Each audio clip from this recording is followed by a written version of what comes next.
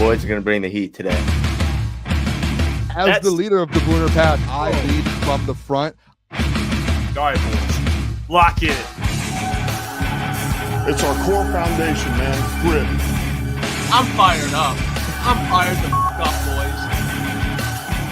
It's pumping right now. It's got my juices pumping, boys.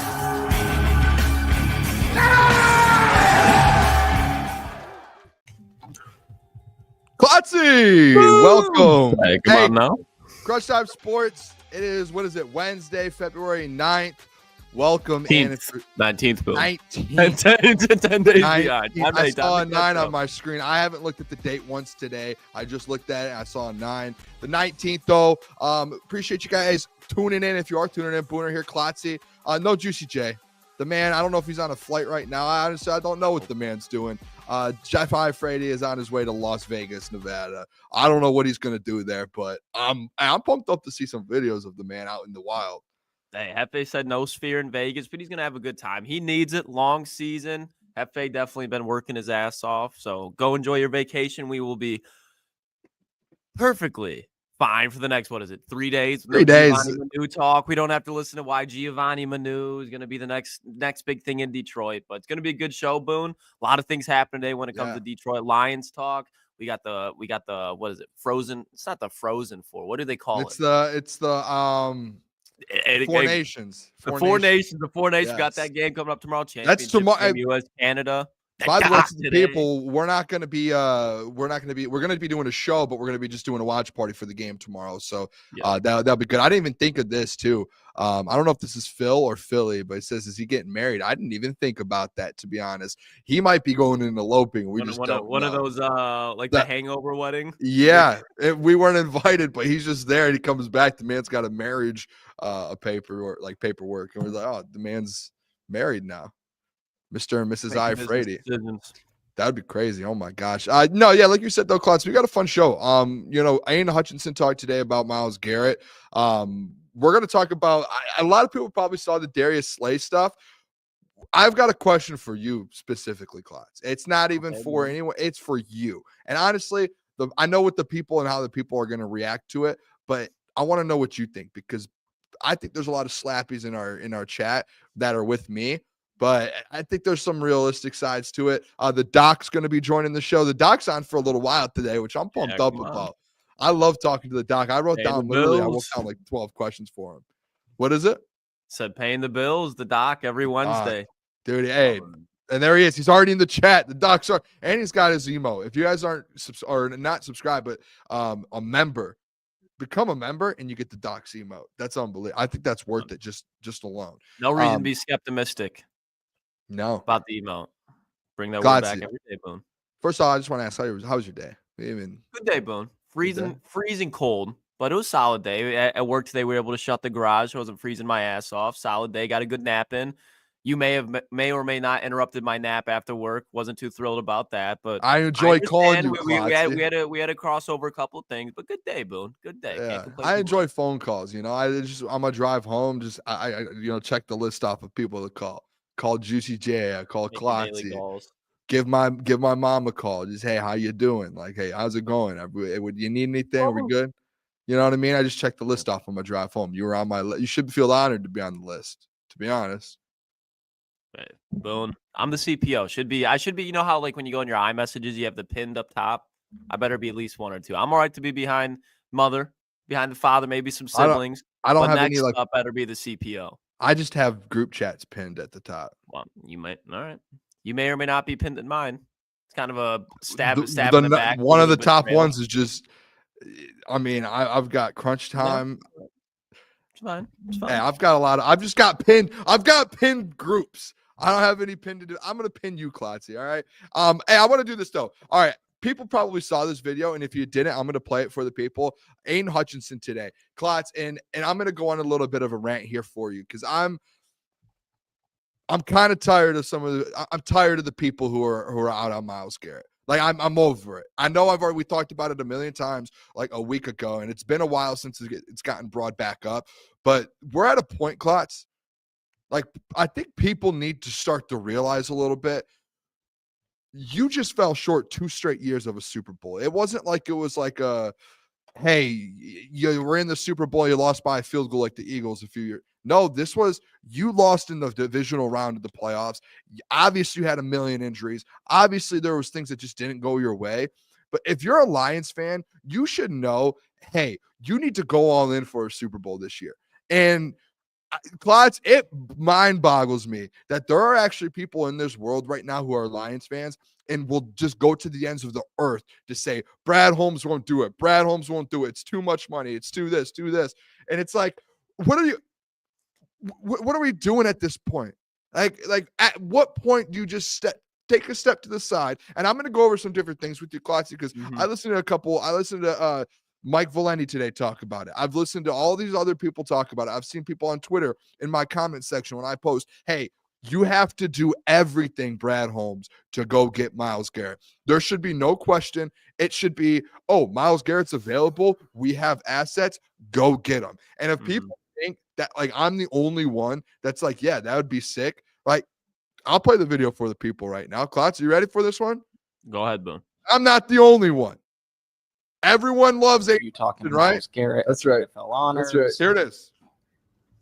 Hey, I mean, Myles, if me and Myles were to pair up, that would be deadly. I don't know if you we've know seen anything like it. I know. I was talking to him. We were at the honors, and we were just talking about what could be, and although it's probably unlikely, I think I would be thrilled to play next to him if it were to happen. But yeah, I mean, our whole D line would be like just totally elevated, and we would. That'd be a scary defensive line, and we get along too. I think I've seen him these last few years at different things. He texted me after I got hurt, which I don't know, it was just a cool thing. Like guys outside of your own team who reach out to you. I think so. I think he's a good dude, and if he does, great. But I don't know. We'll see. Yeah. We'll see. But that would be awesome. I mean, listen, I know he said it's tough, like it's hard to, Klotzy. I mean, I'm at the point to where people need to start a little bit like opening up their minds and just being like, yeah, hey, there's no more excuse. I feel like there's just people who just like praise Brad so much, and I love Brad. Like I trust in Brad all of that. I know you guys, Jeff's starting to hate the whole trust in Brad Holmes, but like I just feel like there's people who love him so much that will go out of their way to not realize, hey, like this should get done. Like they're like you should have like what is it? Put your hat in the ring. Like that should be the Detroit Lions. And like they're favored. They're like the second favorites. And then the last thing, Klotz, with this whole thing, and I've already seen people in the chat talk about this. There's the captain. Literally the only reason, Klotzy, that people say don't do it, it's hey, you got to pay these guys. You have extensions. You don't want to pay it. Guys, the cap space. It's no longer, what was it, 255 million? It's moving Something up around that almost nature, yes. 25 million this next season. Oh, and wait, guess what? The next year, guess what? It's probably going to go up another 25, 30 million. So if you want to talk about, hey, I don't want Myles Garrett, too much money, you have to pay. Shut up. Stop talking to me. I want to start talking to people who are serious about winning football games and who are serious about a Lombardi trophy, not people who just say, just let Brad do. That's lazy. If you're on air, if you're on Twitter, if you're texting me, if you're calling me and you're talking about all this Myles Garrett stuff, I'm good, trusting. You're lazy. You're not looking deep enough into this thing. You want a Lombardi trophy? This is if Brad doesn't make this move, I'll be disappointed, Klotz. I truly will. That's where my mind turned today. After seeing the cap space, after seeing Aidan Hutchinson say it, after like guys, the conversation was like at the NFL honors, Klotzy. Hutch is having this conversation. The people who said Brad Holmes won't do it, they're sitting there trying to make up stories about how Hutch wasn't talking to him about that. They were just sitting there just having a normal conversation. Don't make it what it's not. And all these big time people on Twitter, don't make it what it's not. Don't. And then Hutch comes out today and says, yeah, I was talking to him about it. I want him to be in Detroit. Quit being losers. Come on. Yeah, like, at what point? Brad Holmes deserves all the respect in the world from Detroit fans, from Detroit Lions fans, and honestly, the NFL community. I think he's gotten to a point where when you think of the great NFL GMs, Brad Holmes has started to put himself in that conversation where, okay, maybe he's not to the Howie Roseman level yet, but if there's somebody who's on that pace, it is Brad Holmes. The flip side of things is we're in Detroit. We have never once in our franchise's history as Lions fans had a good general manager. Never once. So Brad Holmes has almost been put on like this God status. It's almost, and I say it all the time, it's propaganda, it feels like, because it's when you look into politics, regardless of who you support, and we're not getting into that, but you always have that group of the people following them that is just blinders. They can do no wrong. You can't criticize them because they are who they are. But at the same time, if you can think for yourself and be a reasonable person, I don't think there's anything wrong with you going, you know what, Brad Holmes is the top 5 GM in the NFL. He has put himself there. But now it's time to, if you the Detroit Lions want to win a Super Bowl, you got to get in that top 3 GM type of range. And the only way to do that, because once you get in the top 5, it's immensely hard to separate yourself, regardless of what category you're in, GM, player, coach. It's immensely hard to separate yourself. He has got to take that first big swing, because when you look at it, now that the cap is involved, you have the cap space to go acquire Myles Garrett. And if Carlton Davis leaves, you can acquire a solid corner as well. The point that I think it should be the number one concern about this as Lions fans is if the Detroit Lions do not land Myles Garrett, the Washington Commanders, Philadelphia Eagles, Los Angeles Rams, or another powerhouse contender in the NFC is going to. So when you look at you don't acquire Myles Garrett. Now let's look at the cost of what that happens. If he lands in the NFC North, we were just talking about Taylor Decker and Graham Glasgow yesterday, Boone, the left side of that offensive line. Okay, now they're going to have to go block Myles Garrett again with Jared Goff. Again, very good quarterback, but he's one of the non-mobile quarterbacks in the NFL, so the Myles Garrett impact going against him is going to be felt even more. Myles Garrett is somebody that fits what the Detroit Lions are all about. You've never once heard about an off-the-field issue in Cleveland with Myles Garrett, and you've heard multiple off-the-field issues within that locker room over his time span there. He's committed to winning. Like you've seen, like he could have requested a trade years ago. He's been sitting in Cleveland trying to build a winner. He got a playoff win with Baker Mayfield, saw what they did with Baker, and realized, okay, this is probably not the place to be. Bringing Deshaun Watson, I'm not sitting through another rookie quarterback. He wants to win, and he already talked about he's very much willing to renegotiate his contract as far as the money. So Myles Garrett, there's not one red flag. There's not one risk. If you're going to say injury, apply that to everybody else. Myles Garrett has never suffered a major injury in his career. He just puts up numbers. Aidan Hutchinson and Myles Garrett, I'm trying to think of I'd put I know you're going to, there's not one. Ware and Von Miller, when they were in Denver. But when you talk about natural talent, when they step on the field, Aidan the greatest Hutchinson duo and Myles Garrett are the most talented defensive end duo you will ever see. And not to mention, you have Ali McNeil, DJ Reader, and hopefully they still add to that or defensive line as well through the draft and free agency depth-wise. But if you want to talk about just a complete revamp as far as what we're going to do and try to turn this into a more balanced team, because I feel like with the Lions, it's been always offensive heavy team. You add Aidan Hutchinson and Myles Garrett, you're now talking about if you add a couple more pieces, this can easily turn the identity of the team to the defensive side of the ball. And when you look at what Kelvin Shepard was talking about yesterday, the game is now going back to those roots where we saw Sean McVay, Matthew Stafford, Kyle Shanahan. We saw all that. Bruce Arians, Tom Brady.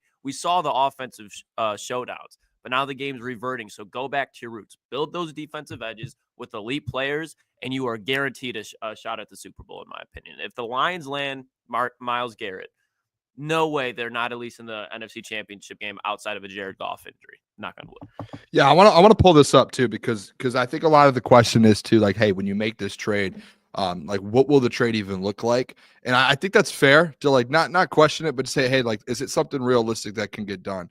And when I was watching today, 97.1 and Mike Valeni, they had brought up a trade proposal, and I went online and looked it up, Klotzy, and I was just interested to see where kind of people were at with it and different trade proposals for it. And I actually thought this one was a lot better than some of the ones that I've seen, and some people might disagree, but when you break it down, I think it makes it a little bit more realistic.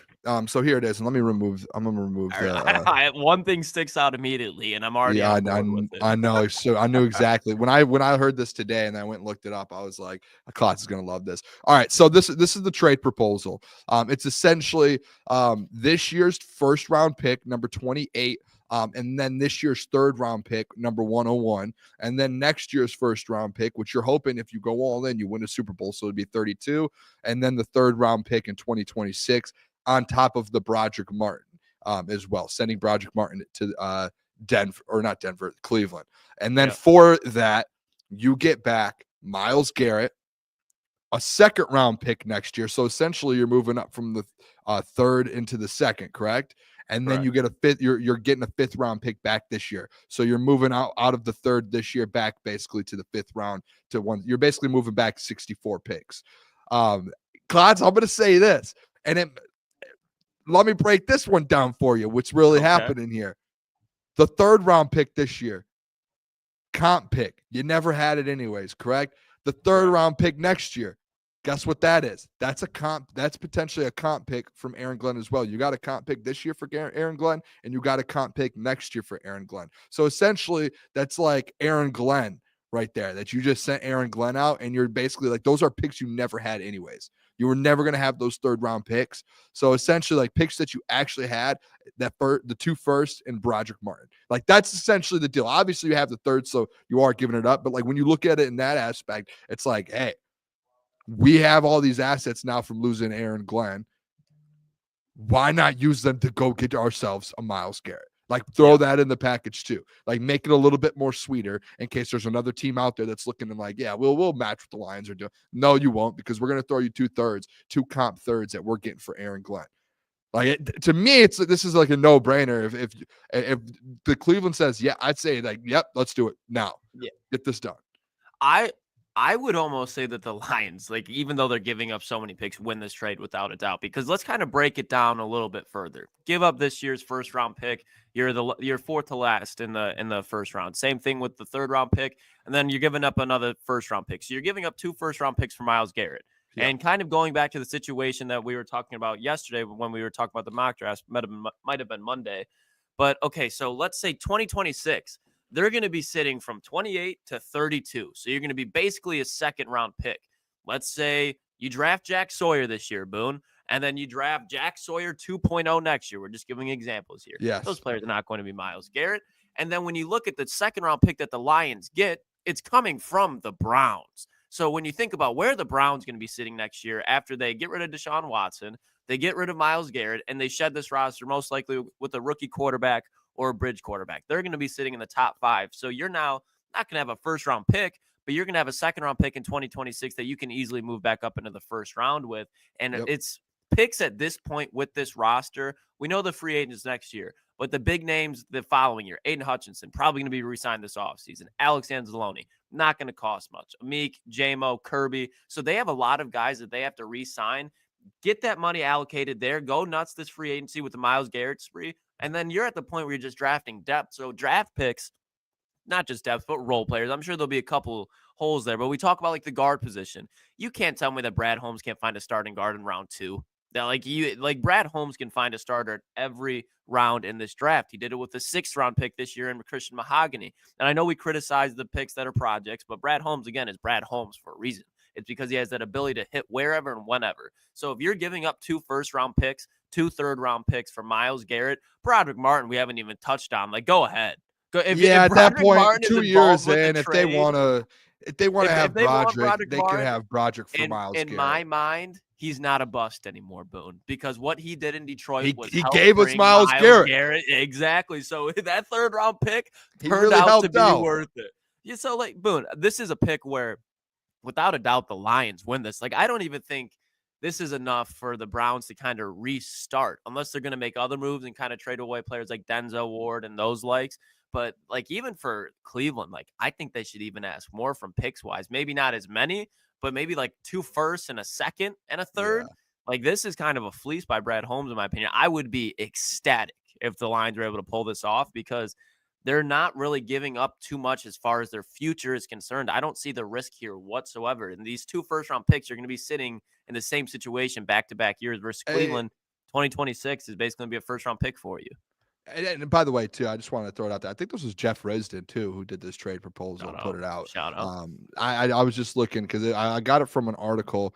It was like a Cleveland Browns article, and then I just kind of read the rest of it, and it said Jeff Risdon here of Lions Wire USA Today. So shout out Jeff Risdon. We've had him on before. Great job covering the team. Yeah, Klotz, if this gets done, or if they send this deal to Detroit, and you're like, Brad's looking at it, this is where to me it's like, the people who don't want Brad to do it, if a trade like this comes through, or even similar to this, maybe even a little worse, it's like, yeah, you kind of got to do it, in my opinion. It's for a Lombardi trophy at the end of the day, and it's giving yourself a chance. And guess what? If it doesn't work out, all right, you have to go next year without a first round pick, and then you're right back on track, right? And it's not like you're going to lose it.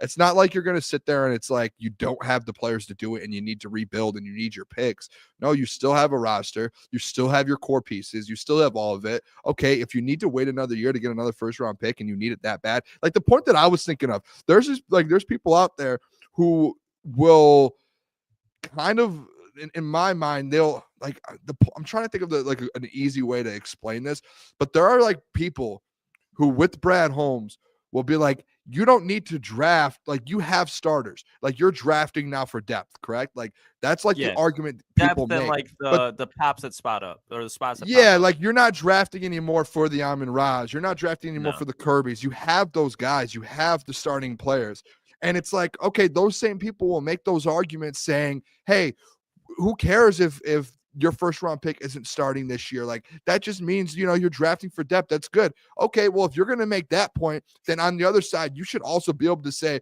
all right, if who cares about those first round picks? They're not going to start anyways. Why not give them up for a Myles Garrett? Like it's the same people saying the same thing. And it's like, it makes no sense. You can't have it both ways. It makes sense if you're like, hey, these first round picks, we don't really need them for starters anymore because we have a roster. Why not use them to go upgrade the roster at one position group? There's probably 3 positions groups on this whole team right now where you're like, hey, we do need a piece or 2. It's defensive line is like 1A. That is the top of the list without a question. I feel like those people that are like, oh, we don't there's no reason to give up those first round picks, like keep them, like build. I feel like those same people are acting like we're talking about Hassan Reddick or Albert Haynesworth or somebody. Like, how many times have you seen a player like Myles Garrett be traded? Let's just go back.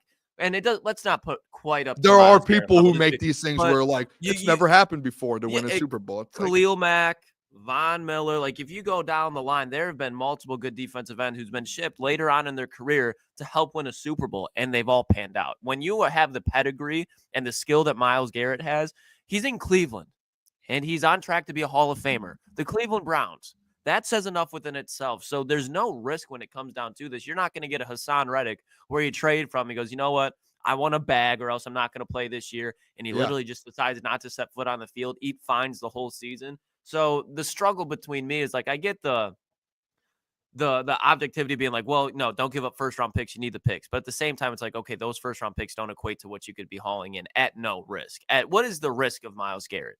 Injury. That is the only one, a career-ending injury. Hey, Klotz, what's the positive out of it? Oh, a Super Bowl. It's like a chance at multiple. Why would you not? Like it doesn't make sense to me. Watching what Jaden Daniels did in the NFC divisional game at Ford Field, just run around and then knowing, okay, Washington, they're most definitely going to add a wide receiver. They're most definitely going to add a running back. And with Dan Quinn, they're most definitely going to add to that defense. You got Philly there with Jalen Hurts. You need guys who can get to the quarterbacks, plain and simple. With the Detroit Lions, I think it's up to them, honestly. The Detroit Lions are the team the most in the NFC. Trying to think, I could maybe put the Rams up there as well, that need defensive end help the most as far as how pivotal it is for them because they don't have that mobile quarterback. They have to be so good at getting to the other team's opposing quarterback if it's level playing field as far as the teams go in the playoffs. Like, I think the Lions, more than anybody in the NFC, needs that dominant defensive end duo. All right, Klotz, I got a question for you now. All right, got an answer. I was thinking about this today, actually the last few days, as we're going through the Lions defense. Kelvin Shepard talking. Kelvin brought up a couple guys young guys that he basically said, hey, I'm looking for these guys to take steps forward. One of them being Terrion Arnold. Obviously, as well, on the other side of Terrion, you have Carlton Davis, who is a free agent, and you kind of are waiting on the verdict to see whether or not he comes back. And then you have, outside of that, you have a Meek, potentially most likely, that plays in the slot. You have Kendall Vildor backing up as a corner. You have Ennis Rakestraw. I want to, and I have a video to play here in a minute I'll play after I ask you this question. We go over this, and this is for the chat as well. Because I think like it's easy just to say, hey, this team's going to be just fine. Add an edge rusher, you're going to be fine and go win a Super Bowl. But I think there's like you can look a little deeper on this team. My question to you, Klotz: are we overlooking the whole corner situation here in Detroit right now? Because you have Carlton that you're waiting to step up or to re-sign, and if he doesn't, where are we at? You have Terrion, who I'm saying he didn't have a bad rookie year. But it wasn't like the Quinyon Mitchell, or it wasn't like those guys to where, you look at it and you're like, oh my gosh, this guy's going to be different. And then you have Ennis Rakestraw, who was essentially hurt all season long, and we haven't got to see anything out of.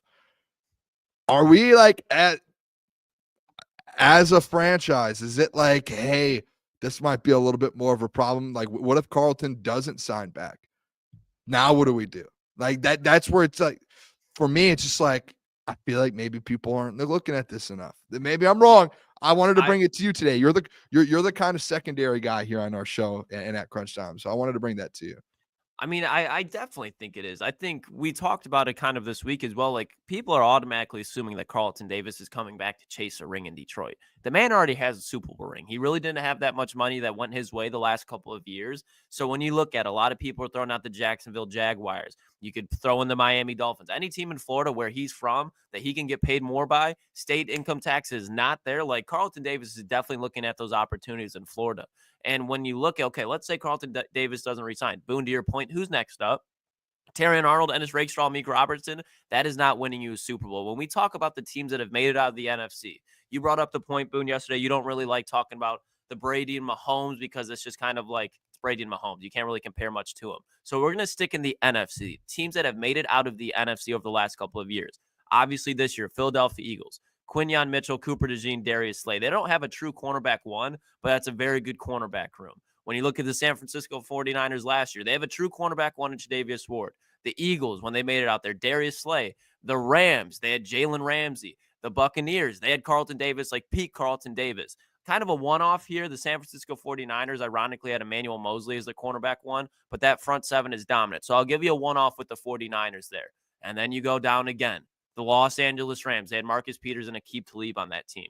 I think cornerback help, it's not as important as defensive ends. But again, what were we just talking about? Mobile quarterbacks. When you get outside of the pocket and you have a guy in this situation, let's say it's Terrion Arnold. Terrion Arnold could still take a step up, but you cannot expect, in my opinion, Terrion Arnold, after what you saw last year, to go out there and be a cornerback one this year when you have Justin Jefferson in your division. The talk is in Green Bay. What do they need to do? Add a wide receiver one. The Chicago Bears, they just added Ben Johnson, and he's going to be calling probably some good plays in Chicago. And they got DJ Moore and Roma Dunze. He can probably take a big step in year two. Cornerback help is what is truly outside of the defensive end. Bit the Lions in the ass, not only in pass coverage, but when it comes to tackling.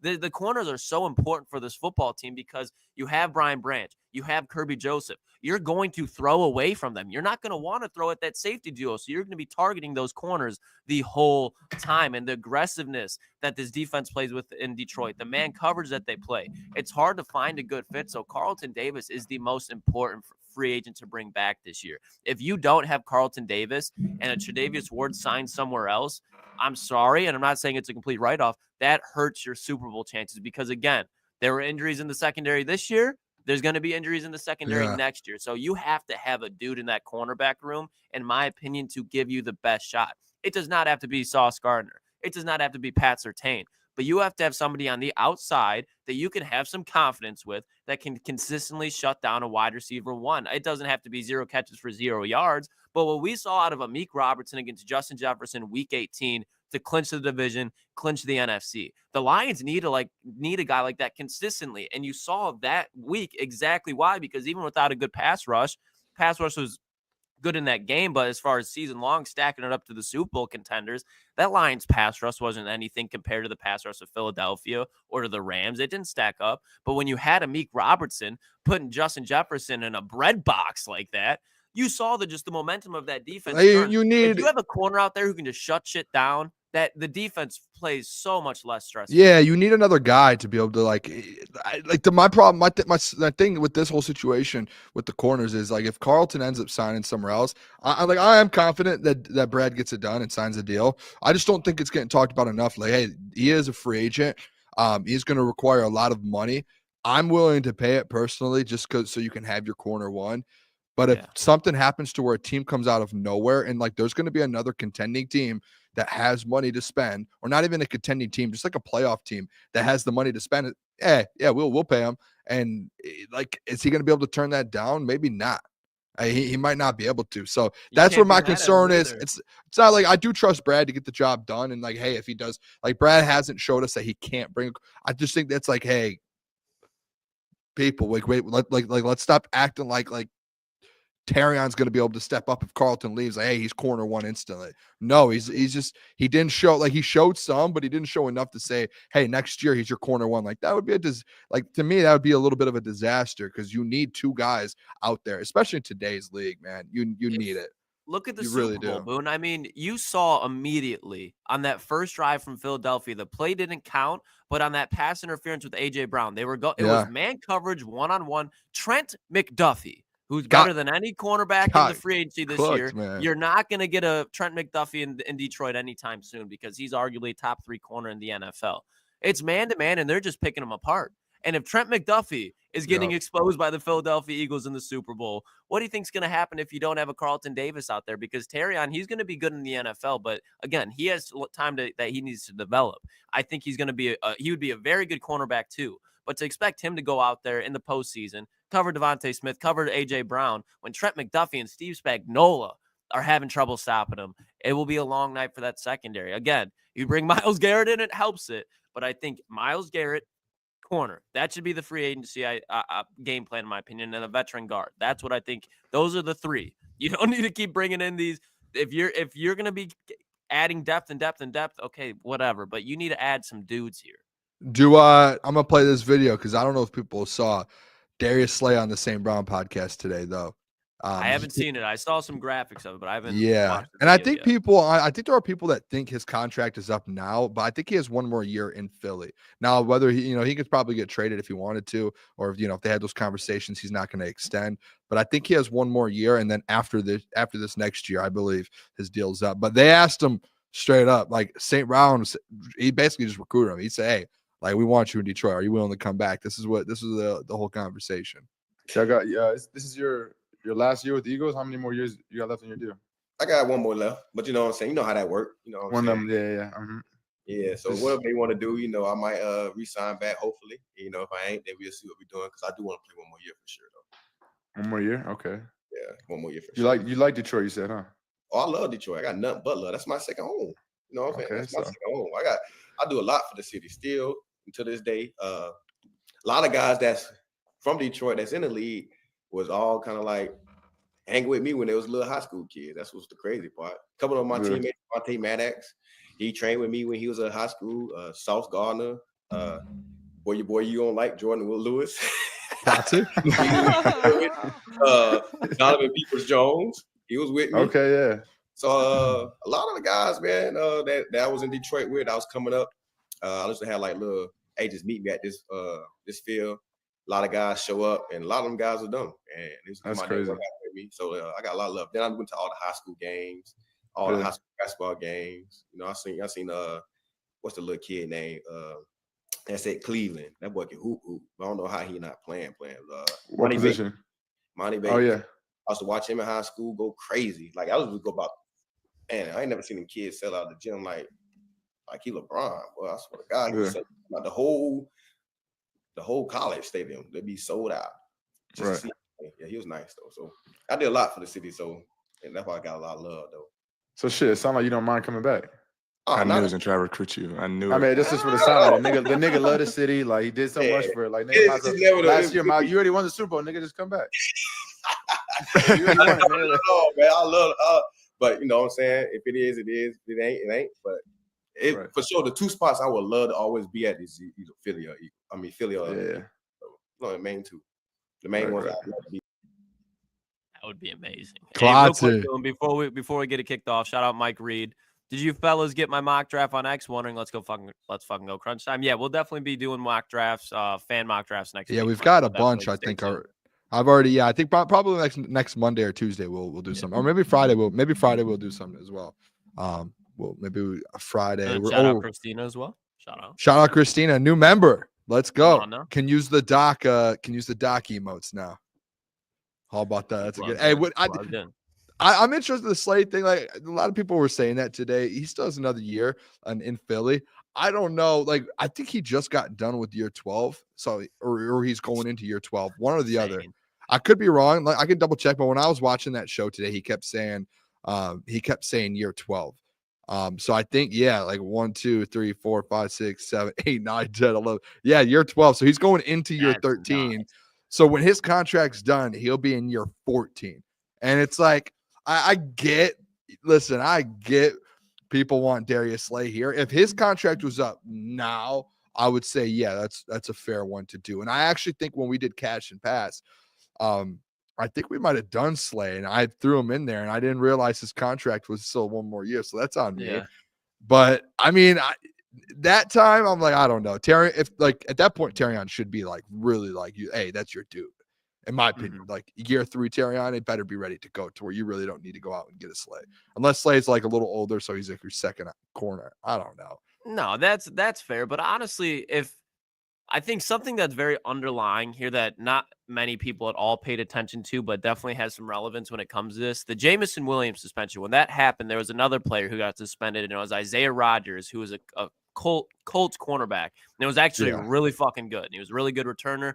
Philadelphia brought him in, and he balled out this year. So he's younger, obviously has less tread on the tires, sat out an entire season last year, came back and proved it. So I think Darius Slay, definitely candidate to be cut this year. I think it's more likely to happen than it doesn't. Even if, I mean, they were talking about it last year. Didn't they cut him and then re-sign him to another deal? The deal he's currently on, where it's like, okay, is Darius Slay gone? Probably comes back, re-signs. Could definitely be another situation like it. When I think of Darius Slay, though, he's like we talked about, he'd be a good cornerback 3, 4. I definitely would rather have Kindle Vildor out there than Darius Slay out there than Kindle Vildor. I'd rather have Darius Slay out there than Ennis Rakestraw, but you're not getting big play Slay. Like that's not the player that you're getting anymore. But he does give you that veteran in that locker room outside of Carlton Davis if he were to walk. Now Carlton Davis does walk. You're now pinned in a position, in my opinion, where you're okay. Now you kind of need to go get Darius Slay. You can hope he can work out as your cornerback 2. You can hope Terrion works out as your cornerback 1. But Darius Slay is somebody that I would not mind bringing back whatsoever. But I'm definitely not pushing the cards into all the center of the table and say bring Darius Slay home. I just don't think that's the case. Like you said, Booner, year 13, year 14. That's not very common. Shout out to him, especially at the cornerback position. It's a long time, at such a high level to be playing that long and go out with as a Super Bowl champion, 2-time Super Bowl appearances. And I don't know. Love Darius Slay. Would really like for him to come back on a good deal. But I just don't see it happening. It's not a needle mover. And at this point, if you're the Detroit Lions, unless it's like clear depth piece, I think it should be a needle mover type of move. Like I want to see something. Like who was a really corner 1 this year? I mean, Quinyon. He was kind of the Quinyon without a doubt. Yeah. Yeah. So it's like even at that point, if you lose Carlton and bring in Darius, you have Darius and Terrion and Amik. Like, is that like a big needle mover? I don't know. I mean, I'm sure he'll still be like he'll give you something, but. I mean, it's tough. He wasn't a great defense, but dude, they had some guys in that secondary. This is a man-to-man defense that Kelvin Shepard's going to be running, and Darius Slay again. It's going to hurt even more that like he's again year 13. It's hard to be going man-to-man with Justin Jefferson, DJ Moore, and those. He was complaining on the show today because he said with Matt Patricia, he said all they did is they were just in man the whole time, and he said he hated it. Like he was like, I liked it because I got to learn and like. That part of my game got good, but he was like, I like every single play. That was all we did was we were manned up, and he was like, I hated it. Not much has changed though. So, not much has changed at all. So like he definitely doesn't like that. So I don't know. I just would like a corner, Klotzy. A corner one. I would like Carlton back. And I don't. What's your opinion on this? Unless it's like later in the draft, I'd say mid to late. I don't want the Lions drafting a corner again either. Like I think drafting a corner at this point does not do much for you. I mean, when I did the mock draft, when I did my mock, I had drafted a corner, but it was more so just like when I look at like if you're gonna draft a corner, it's probably gonna be a guy that's like a special teams guy at first, but also like a guy that hey you can move on from Kendall Vildor and you're able to find a dude that kind of replaces that back end. Because at some point you do need to replace that back end. Like, I like Kendall. Like I know I didn't like love him, but like, I didn't think he was as bad as people thought. It's just like, yeah, he's just like as a backup. Like every time he went in, you're like, oh no. I feel like you can find other guys. Like there are definitely guys around the like teams around the league and defenses around the league who have a little bit more depth and say, hey, you can probably upgrade in that position. That's where I would say, hey, if you draft a corner at the back end of the draft, I would do it. But early on, there's no way. Like top 3 picks, I'd be mad as fuck. I think it would be disappointing, to be honest, because the last year, your first 2 picks of the draft was Ennis Rakestraw and Terrion, to where if you feel like you have to go again this year and get another corner in the first 3 rounds, like then why would you? Why? Like you're talking about 3 corners in the first 2 rounds for 2 straight years. Like that just doesn't make any sense to me. That's like for me, it's like Brad. Not that he doesn't know how to draft corners, but he's like he keeps trying. It's like, hey, this isn't working. Like, what are you doing here? Yeah, that feels weird. It does. What do we have here in the chat? Were people in on Darius Slay? McLovin said he's just old. Mixed. Yeah, it's just one of those things where I think the chat realizes what they're getting with Darius Slay. I don't think there's anybody in the chat right now acting like Darius Slay is going to come back and have 6 interceptions again. If Carlton leaves, Slay and DJ Reed would be a great duo to put with Terry on. I just don't know. Like DJ Reed is going to want a good amount of money, I would think. Yeah, and I don't know how much Slay would want if he was to get bought out or cut, but DJ Reed's going to be. I mean, Carlton's going to be as much as DJ Reed, but Klotz, I keep going back to the point to where it's just like the familiarity of the defense. Like he's already been here. Like that's. Mm-hmm. Yeah, and Slay, I think he would realize going into it, like he's not looking for money. DJ Reed, still not. He's not a young corner, but he hasn't really had success anywhere when he's been in the Jets and he got paid to a nice contract, but he didn't really get paid to a haul.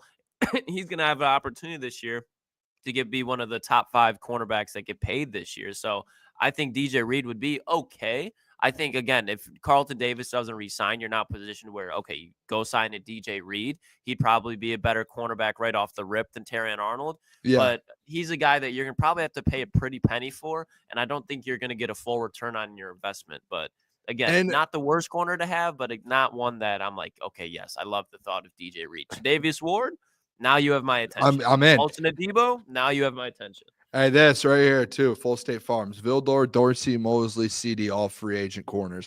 I would only keep 2 out of the 4. The 2 out of the 4 I'm keeping, give me Carlton and give me Khalil Dorsey. Let Vildor and let Mosley walk. That's my honest opinion. Dorsey has some juice to his game. Love Khalil Dorsey, man. Like, he's somebody – he's definitely – like, when I see him on the field, I'm like, oh, like, I'm a little nervous. But he gives you everything. That he can make a play.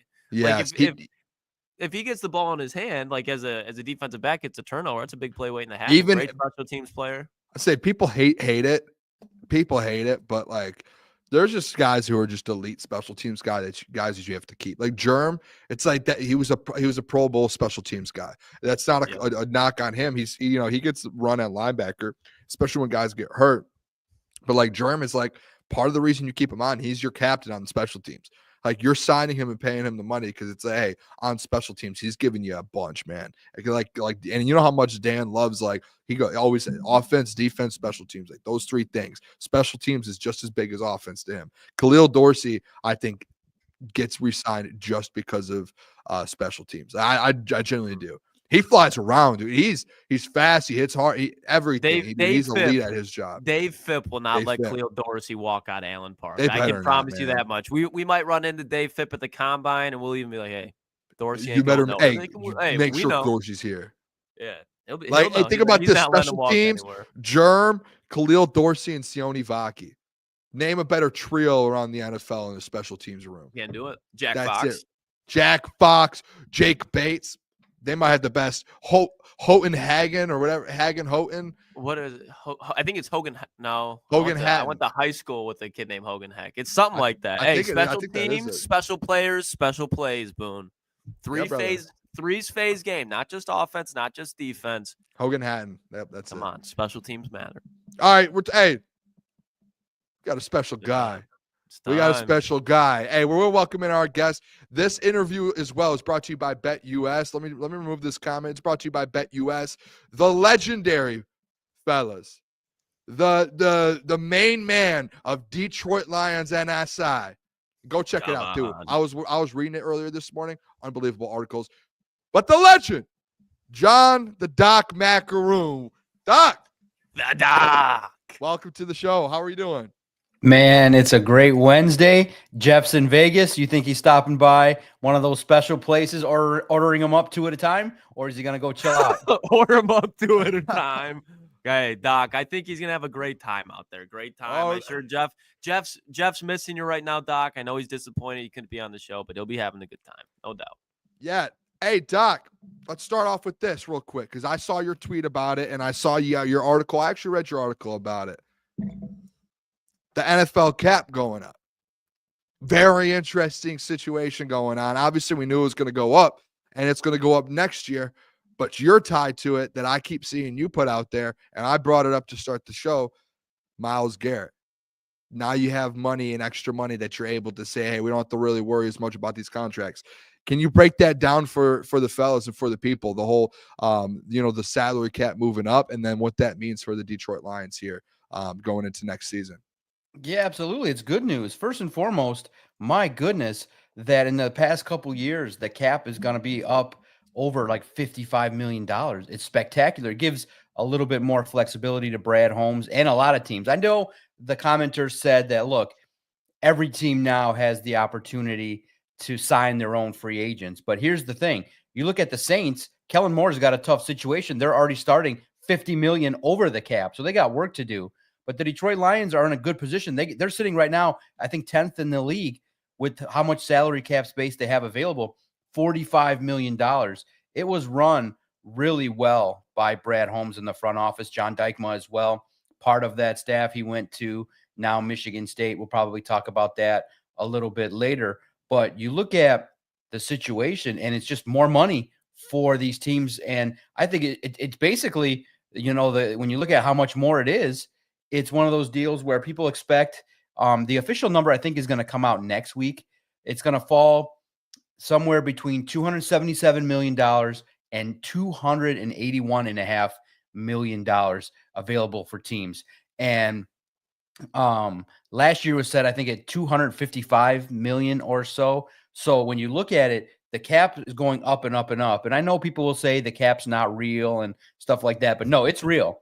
You want to be able to manage your cap so that you can pay your rookies, you can pay the players that contribute, and you got some big decisions to make. And 2 of those decisions that are going to be interesting to pay attention to are Aidan Hutchinson and Jamison Williams. I think one of those 2 is going to get a big contract extension, and I probably believe it's going to be Aidan, which is probably going to be at $40 million or more per season. But the great thing about the cap is that the first year, you kind of notice that they spread it out over several years, and there's void years that the Lions like to use. So basically the first couple years, you don't get the big impact. Like Amon-Ra St. Brown's $30 million didn't hit until now. It's going to start picking up here this year and next year. So look, with the salary cap, more is better. And the whole purpose of more is not to worry about Myles Garrett and Aidan Hutchinson getting big-time contracts. And I know that's the big question mark is, would Brad Holmes pay 2 edge rushers north of $75-80 million to play? Well, if you're in the pursuit of a championship, by any means necessary. And here's the difficult part, though, that is now interesting. I listened earlier. Aidan Hutchinson is making it more difficult on Brad Holmes. He's out there, and St. Brown is out there on their podcast saying, hey, I'm going to text Brad to get Myles Garrett. And you got Aidan Hutchinson going on the podcast saying we'd be dangerous. Well, here's what happens. everybody already is excited about the potential about adding the stud of the that's available potentially. But can we handle another Bregman situation where all we talk about is Myles Garrett, and all the Tigers fans talked about was Bregman, and you don't get him?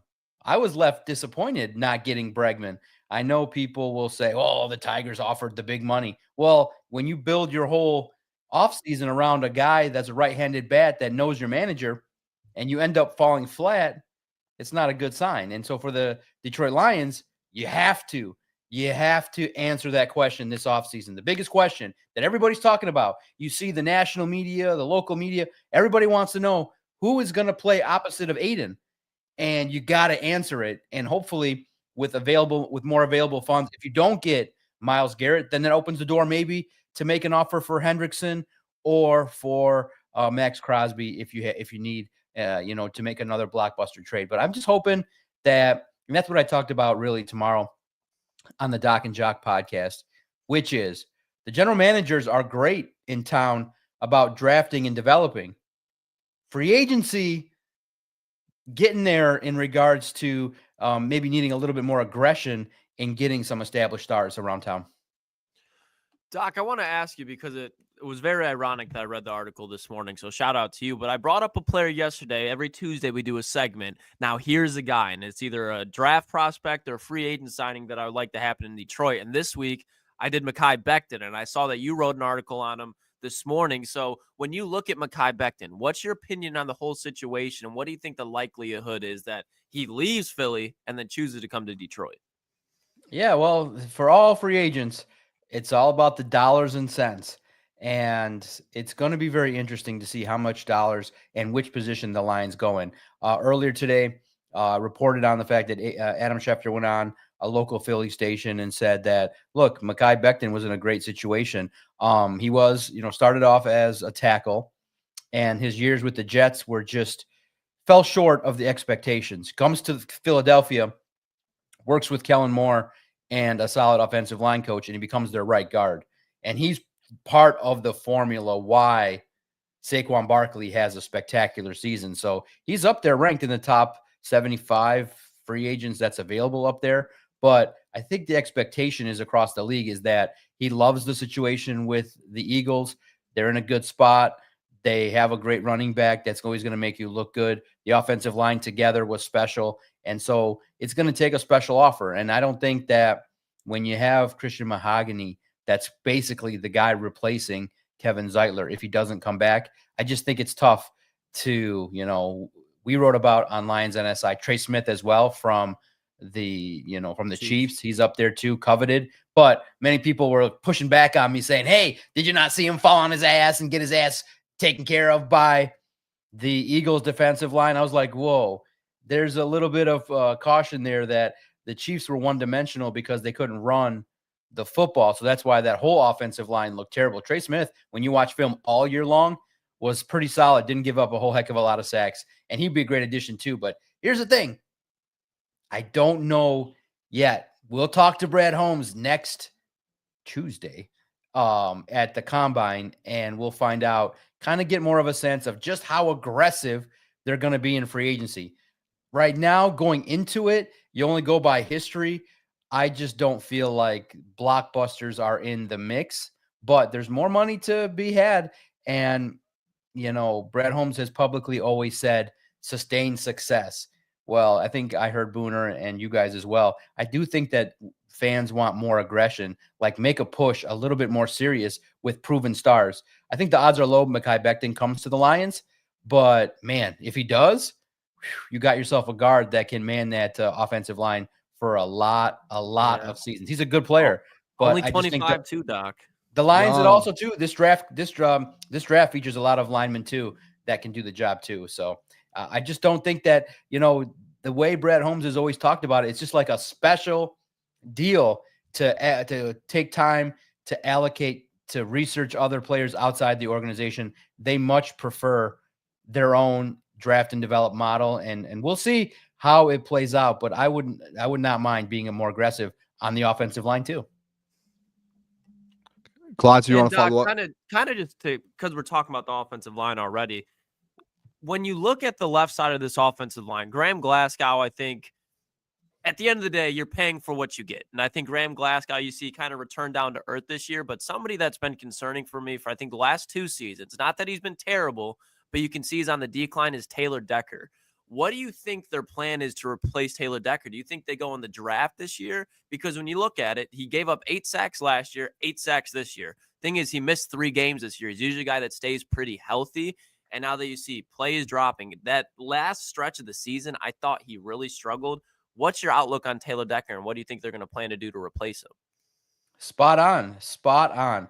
I think that, the start of the year was, a situation in which you realize, okay, it was not terribly, it's one of those situations in which Taylor Decker is a veteran. He's one of those guys that Jared Goff trusts and is a staple of that offensive line. And Dan Campbell called him and Frank Ragnow and Graham Glasgow, originals and stuff like that.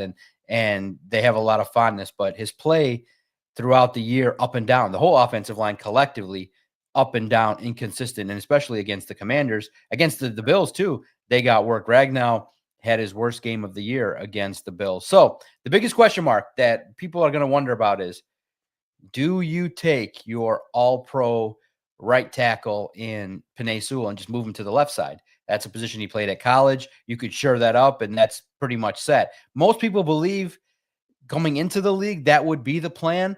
I'm not so certain because of how great and dominant Sewell is on the right side, but I think that solves the problem pretty quickly as you move Sewell to the left side and you try and potentially sign a right tackle in free agency or in the draft. But I do think there's a potential with the deep class that's available now, that's out there, especially from the Big Ten, SEC. You realize there's a lot of talented offensive linemen. They could draft one in waiting. I don't know if there's one waiting on the roster right now, but I do think in the next couple of years, and maybe even this year, that position will be addressed. You're absolutely right. The play you're starting to notice it, and it's a factor, especially when Jared Goff needs time to have success. So I do think they will address it in the draft. I would presume, based on how the Lions operate, that the first place they'll look to is the draft. And you don't think what do you have to say about this? Like, they just paid Decker, I believe it was 3 year $30 million. I could be wrong on the number there. I think the 3 years is right though. Yeah, what do you, any impact there? Look, I do think that these decisions that are made are tough. I think he'll be on the roster, but I do think that you got to look to what's next. I think that they value his leadership. I think he'll have a spot on the roster this year, and with each year the cap number goes down and the dead cap goes down. But it's one of those situations where you're absolutely right. Looking ahead, something needs to be addressed in the future, and it might be Penei Sewell, or it might be a young player that they bring along to develop. Hey, Doc, I want to ask you too, because since we talked last week, just actually like 2 days ago, the interview with Dan Miller and John Morton came out, and we played it on the show. A couple parts of it I thought was pretty interesting. Obviously, him talking about how he helped build the current offense from 2022. And then just also how he, like, going into this year, he doesn't really want to change much with the Jared Goff offense. What was your takeaways from that interview? Did you kind of take it as a positive? Because we had the conversation. Klotz was still a little skeptical, just being like, hey, we want to see it this year. And I was more so on the side to where, hey, I love the fact that he came out and said, one, he's going to be calling plays, but two, he doesn't want to change this Jared Goff offense. Like, he wants to keep it the exact same, and maybe make some adjustments for the better, for pieces on that offense that weren't as good. What were your takeaways from that? Yeah, it's one of those situations where having that interview juxtaposed with Kelvin Shepherd was a little different. Calvin's a little more comfortable being with Dan Miller, being around the organization. He just came off spit and fire. Like, I'm expecting the defense to play well, to fire along. And unfortunately, because that's how I played it. I played Kelvin Shepherd's first, and then I went to John Morton's. Yep. Morton's was a little bit more standard per se, not all that inspiring. It's more like hey, I luckily he answered the question about he's going to be tasked with the play calls. I would find that to be not terribly surprising, but I just thought that the answers that he gave, just from a first look optic standpoint, a little bit mild in regards to the way in which he delivered it. It was, the most interesting part was I thought that he gave a solid answer for why things flopped with the Jets. He said, look, I just had to have the coaches there, and you don't really have the benefit of hiring your own staff. And so you kind of just got to handle how it goes. But there are some things he's got to answer for too, because he ended up, in one game in particular that set the New York media on fire was, I think it was like 3rd down and short situation. And he called 3 pass plays, and the Jets fan base and the media just got on him. And it ended up causing a little bit of a rift with the coach, I believe in Todd Bowles. And eventually he was dismissed. So you look at it and you say, okay, first impression media-wise, maybe not as comfortable. Well, maybe we'll get a sense of how he is in a different setting than it was on his first. Because remember, too, he has not talked to the media a whole heck of a lot publicly. So you're out there and you're with the guy, Dan Miller. You're on television. So it's a little bit jarring. So I would expect him to get more comfortable. But outside of that, outside of his early presence on camera, I do think he's a wealth of knowledge offensively, and I think that the benefit of him working with Dan Campbell, working with Hank Fraley, working with Tashard Choice and David Shaw, I do think that the Shaw hire was a John Morton situation as well. Hey, knowing a guy that you're familiar with and having guys on your staff that you trust that are going to support what you do makes things a lot easier in terms of play calling. And for John Morton, it's going to come down to this. You are given a Ferrari, and you got to make sure that engine stays purring, because if it doesn't, it's your fault, because the talent is there. And we saw with the talent of Ben Johnson, it was the 4th highest scoring offense in the history of the league.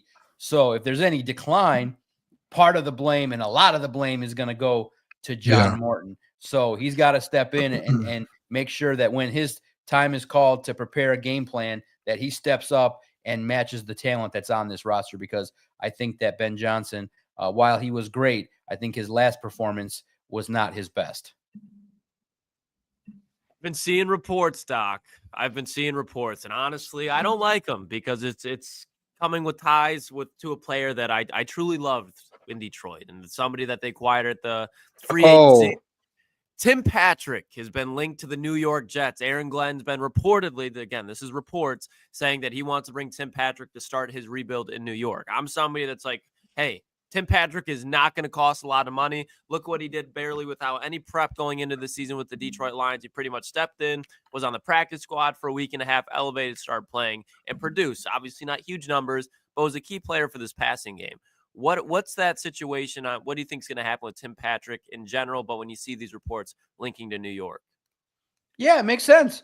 I agree with the notion that Aaron Glenn would look at a player that his cornerbacks had to battle with day in and day out, and he probably sees a player that could come in and help out. And the fascinating question is going to be, I don't know if you guys heard that sometimes you go through so many news reports, so if I'm misspeaking, please let me know, but I think I saw a message or a tweet that said that potentially the Jets could be putting together a package trying to move up to number 1 for Cam Ward.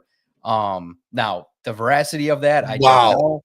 Yeah, I seen that, Doc. Yeah, I did. I think, again, you just go through so much information, but it would make sense that the first position that the Jets have to address is quarterback.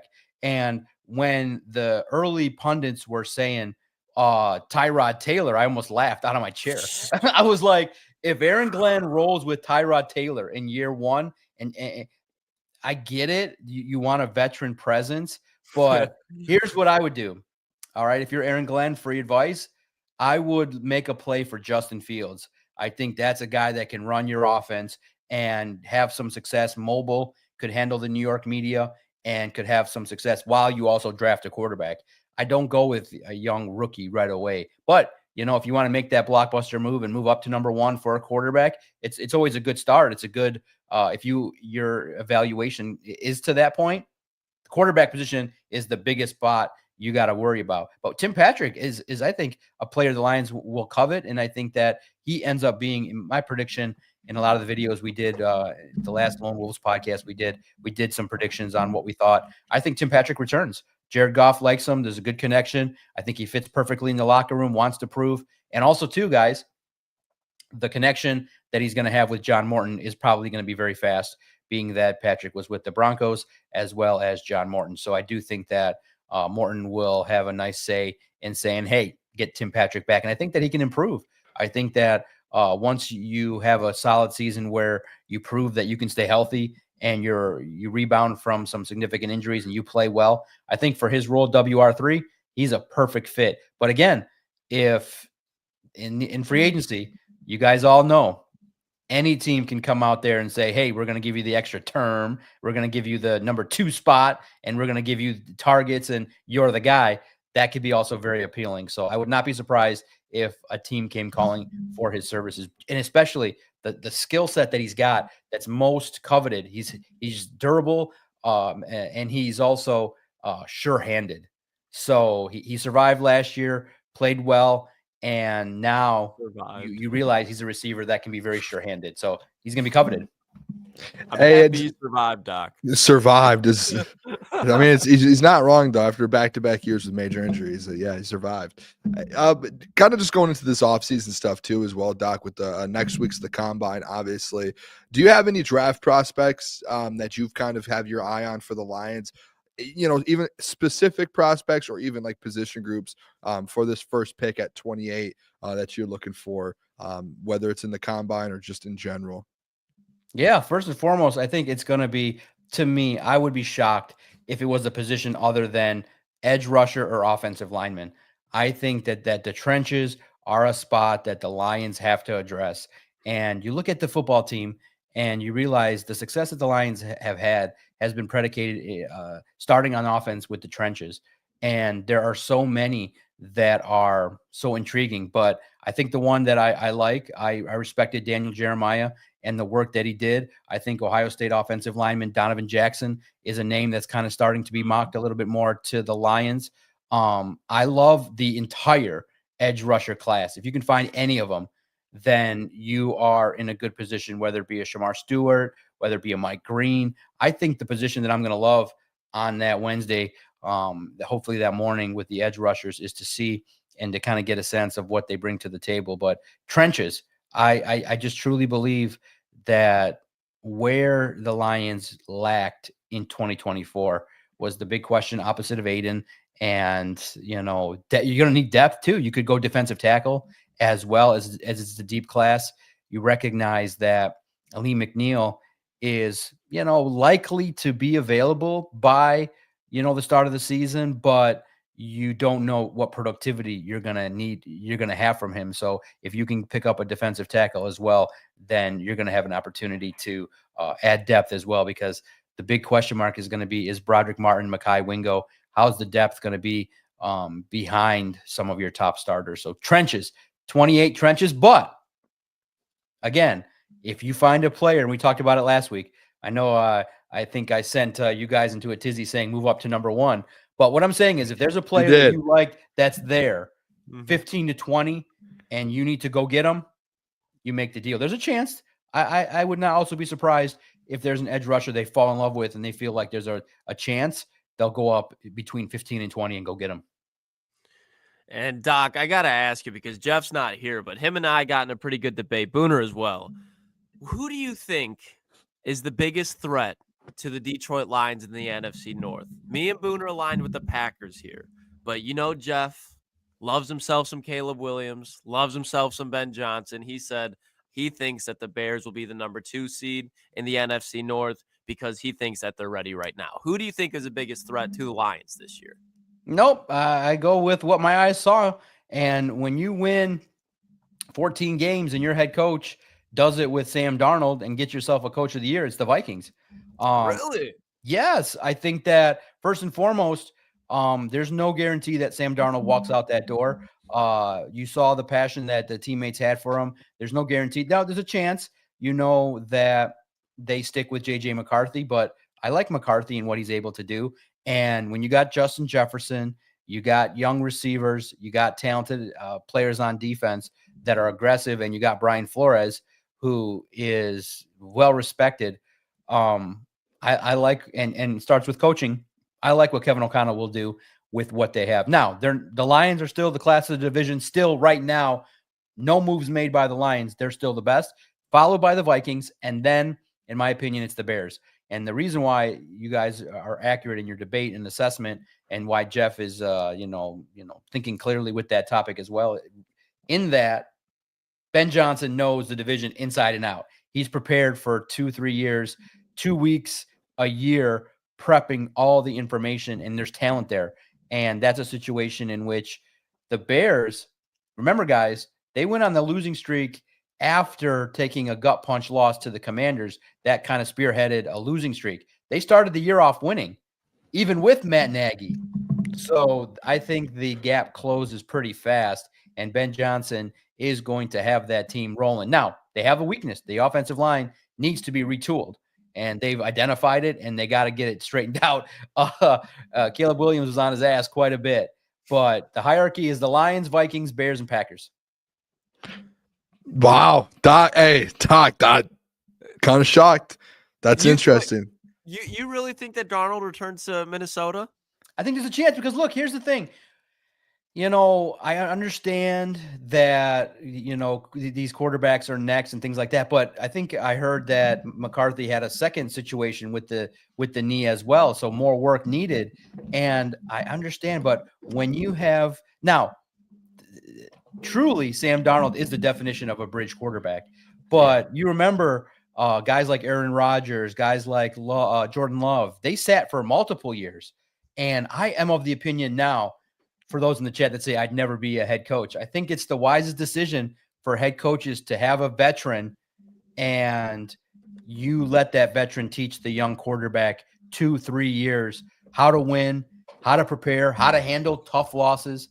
And I think it buys the Vikings a little bit of time, knowing that, hey, yeah, we got this guy, and it's all going to be predicated on what Darnold wants. If he wants north of $45 million, I would let him go. But if he's going to take 35, kind of take a Baker Mayfield deal, then you say, hey, look, we can let you be here 2-3 years and teach this young cat, and we'll give the team over in a couple years. And JJ McCarthy, if you're JJ McCarthy, it behooves you to sit, learn, understand the league, because you may only get one shot to be a quarterback, and you want to have your best opportunity. In my opinion, I think quarterbacks need 2, 3, 4 years to learn and grow and understand the game at the level that it needs to play well. Because you got Addison and Justin Jefferson Ferraris. You can't just hand it over to a guy first year and he's still now coming off of an injury and you struggle. It's a win now business, and I think they can win north of 10, 11 games with Darnold. But, it's one of those deals where I understand the affordable cap nature of starting a young mobile quarterback. So I understand both sides of it. But if you're Kevin O'Connell, I don't understand the quick need to move on from a guy that just won you 14 games.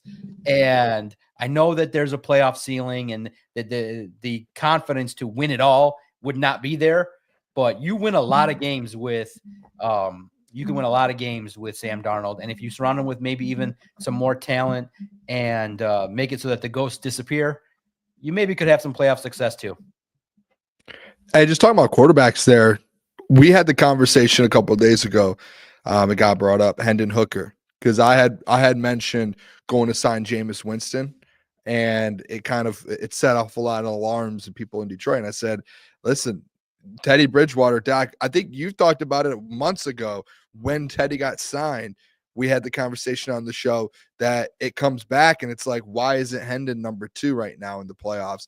And Teddy's the guy coming off the bench instead of Hendon Hooker. Do you think they're starting to put that question mark next to Hendon Hooker and say, and then they have to pursue a backup quarterback this offseason? See, here's the toughest part is that Hendon's got a tie to Brad Holmes, and I think Brad is overly loyal, and I think that both can be true. I think that in the 2024 playoffs, the Lions trusted that a backup like Teddy Bridgewater with more experience would be better suited. But moving forward with another offseason, with a chance to continue to grow, see more things develop, and have an opportunity, I do think that Hendon Hooker's the backup. I do think that the investment was there. Now, do I think he's as far along as the organization would like? No, clearly that he got moved down the depth chart. But I think with another offseason, working, learning, being part of the mix, I think that he'll be right up there. Now, look, I just think that he's not starter ready yet. I think that if a team calls and it wants to put him, like I would move him in a Myles Garrett trade in a heartbeat. But I don't think that the Lions are going to I think they might draft another quarterback to develop, but it would be in later rounds, day 2, day 3. But at this point in time, Hendon is the guy that the Lions have chosen to develop. And when you I asked Dan, like, how happy are you with Hendon Hooker? And I asked directly, like, from a coaching perspective, knowing that he's a developmental guy, what's your assessment? Is he where he needs to be? And he's like, yeah, we like what he does. And in the end, if he's forced to go out there, he needs to just handle business. And so it's one of those deals where I think that while he develops, he's in a good spot. Now, if he's got to go out there and perform, I think that there may be some struggles and it may give the Lions quicker answers.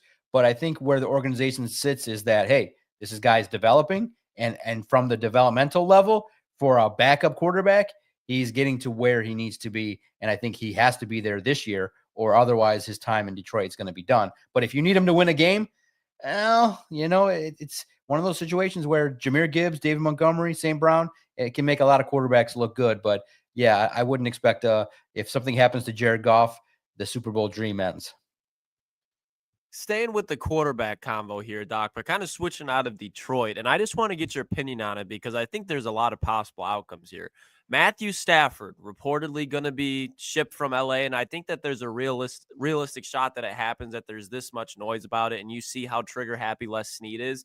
Where do you think he lands? Is it possibly, we were just talking about the Vikings, maybe they make a JJ McCarthy, Matthew Stafford trade? I think that'd be really good for Minnesota. What do you think the whole situation is going to play out to be with Matthew Stafford? Yeah, it's a situation where moving on from Cooper Kupp kind of caught Stafford off guard a little bit. And I just think that when you're that close to a receiver and your friends and the organization moves on from somebody that's really productive, but is now north of 30 and is taking up a lot of cap space, it's just a football decision. Same with Stafford. I think he may end up still with the Rams. This may also be a contract situation for him where he wants a little bit more of a reworked, more guaranteed money situation. But I'll ask you this. Now, this is not my opinion, but as a sports thinker, we have to do a little bit of a word salad here. Taking away the cap numbers and knowing it's impossible, but just player for player, this team, would you want Stafford back to lead it? Because you're driving around in the car and you've got to go extra slow. And of course, my thoughts go, I don't want Stafford here. He's a guy. But then you go, man, what if the final piece is Matthew Stafford, like a guy that has a bigger arm, that just has a little bit more of a need? Like, it also feels like kind of like a full circle moment. Like, man, the Lions did Stafford dirty, never gave him a run game, never gave him a realistic offensive line, never gave him a top 5, consistent defense. You had the 1 year, but what if Stafford was the final piece and he ends up not being there? So if the thought pops in your head, and then I quickly go, well, Goff's the guy and the cap and all that kind of stuff, and Goff is the guy. But man, Stafford in Detroit but he's older. And I think that he's kind of peaked in terms of the ceiling, but would the hunger be there? I think that ship has sailed, but the thought did cross my mind. So I definitely wanted to say it, but I would think it would be crazy if the Giants offered a lot of picks to move up to get him. But I'm curious which teams would find his services interesting and needed. You know what pops in my head right now as I'm talking? Clearly he's not coming to Detroit. I'm just saying that to just get that thought out of my head. I like the thought that you had, though, Doc. Right. I agree with you. What if, like that whole full circle, what if the final piece is Stafford? I think Stafford, just his kind of personality, just the way he looks, 2 teams I think would benefit would be the Colts or the Steelers. I think they're 2 quarterback teams in the AFC that potentially would be very intrigued by getting Stafford. But it's gonna be interesting to see what the Stafford saga how it plays out. I see Jeff in the chat, and I have to throw out this question with Jeff in the chat because we had the massive argument the other day at the end of the show about this. But is Giovanni Manu's time? Is he going to do anything next year, or is this going to just be a hey, Brad kind of just went on a developmental stretch of picks here, and the Gio in the 4th round kind of just seems to not be it? Where are you at with that, Doc? Because we argued about this for 40 minutes on the show the other night. Jeff got Jeff had he crashed out. He had a little crash out. Okay, I have written Giovanni Manu off for context. That's why Jeff got so upset. Jeff is he's what I wonder has he already landed in Vegas with what is 2 minutes up? Was he paying by the minute? I mean, he's peeking into this when you're in Vegas. That's awesome. That's awesome. But I'll say this, Giovanni Manu is raw, and I don't think he's ready for a starting role or a reserve role in 2025. I think he's still got to learn consistent. Listen, man, the complications of an offensive line are significant. It's long-term development. So the vote from me is that he's going to be a player that continues to grow, develop, maybe gets some situational moments if someone goes down. But I think another developmental year for Giovanni Manu. But look, they like his long-term potential, his size. Remember, he played in Canada. So he has to learn, NFL pass rush, run defense, consistency. And I do not think Giovanni Manu is going to outdo the veterans that are on the roster and draft picks. I think that he's coming from a far way back, and they like the true developmental nature of what he brings to the table. But man, he's got big size. So listen, I wouldn't be surprised, but from where he's at to beat out guys that are further along that played collegiately, I think that you have basically one spot open. I think Mahogany takes the right guard spot. Glasgow is going to be a position that maybe you fill with free agency or the draft. And so you got a lot of competition there with Awosika, Sorsdal, others as well that have opportunities. So Sorsdal over Gio? Yeah, at this point. No. Listen, it's looking bleak. Yeah, it's looking bleak. Manu was Sorsdal's got some experience. So it's comparative in regards to what they can do. But right now, I think that Sorsdal has the slight edge, but Manu can quickly catch up with a nice camp and development and stuff like that. But at this point in time, I think that he's the lowest on the in terms of getting an opportunity there. I'm sorry, guys. He was inactive all year. Hey. He was inactive all year. This was we're out here. Yeah, we're out here looking for answers, Doc, and we come to you for them. You give us the answers. Yeah, but when you have a good football team, the opportunity to develop a player is with that size frame. Just look for maybe 26 to be the breakout year. 25 is another competitive year with opportunities. But do you really want to put the offensive line and Jared Goff with an inexperienced player that hasn't had a whole heck of a lot of experience? Do you really want to do that to Jared Goff? My God, you thought the Jared Goff chance quickly dried up. Put Manu in there, and Jared Goff will be hitting the bench. Something that I'm interested to see play out, Doc, because I think it's a matter of time. But we had the conversation last year going into the season, Jahmyr Gibbs or David Montgomery. Flipping it to the defensive side of the football now, Kelvin Shepard promoted to DC, obviously was a linebackers coach. Do you think that this is the year that we see Jack Campbell overtake Alex Anzalone as a LB1, and he'll really flourish with Kelvin Shepard as the DC now? No, not at all. I think that Alex Anzalone is getting better. He's a solid leader. I think the roles are similar. You just hope that Derek Barnes stays healthy and chooses to stay here. And I think that consistency is what you continue to need to see from Jack Campbell in coverage, recognizing blitzes, and first and foremost, cease with the friendly fire. The biggest detriment to the Lions defense was Jack Campbell knocking down his own guys. He was flying around. And what was hilarious was, I think Meek Robertson said that he almost took a hit from Jack Campbell in camp and almost put him down. He felt woozy, and then he did the unfortunate tackle on one of those situations where the friendly fire is taking out your own guys. So I'm of the opinion that Alex Anzalone needs a little bit more respect. I think that he's the green dot captain.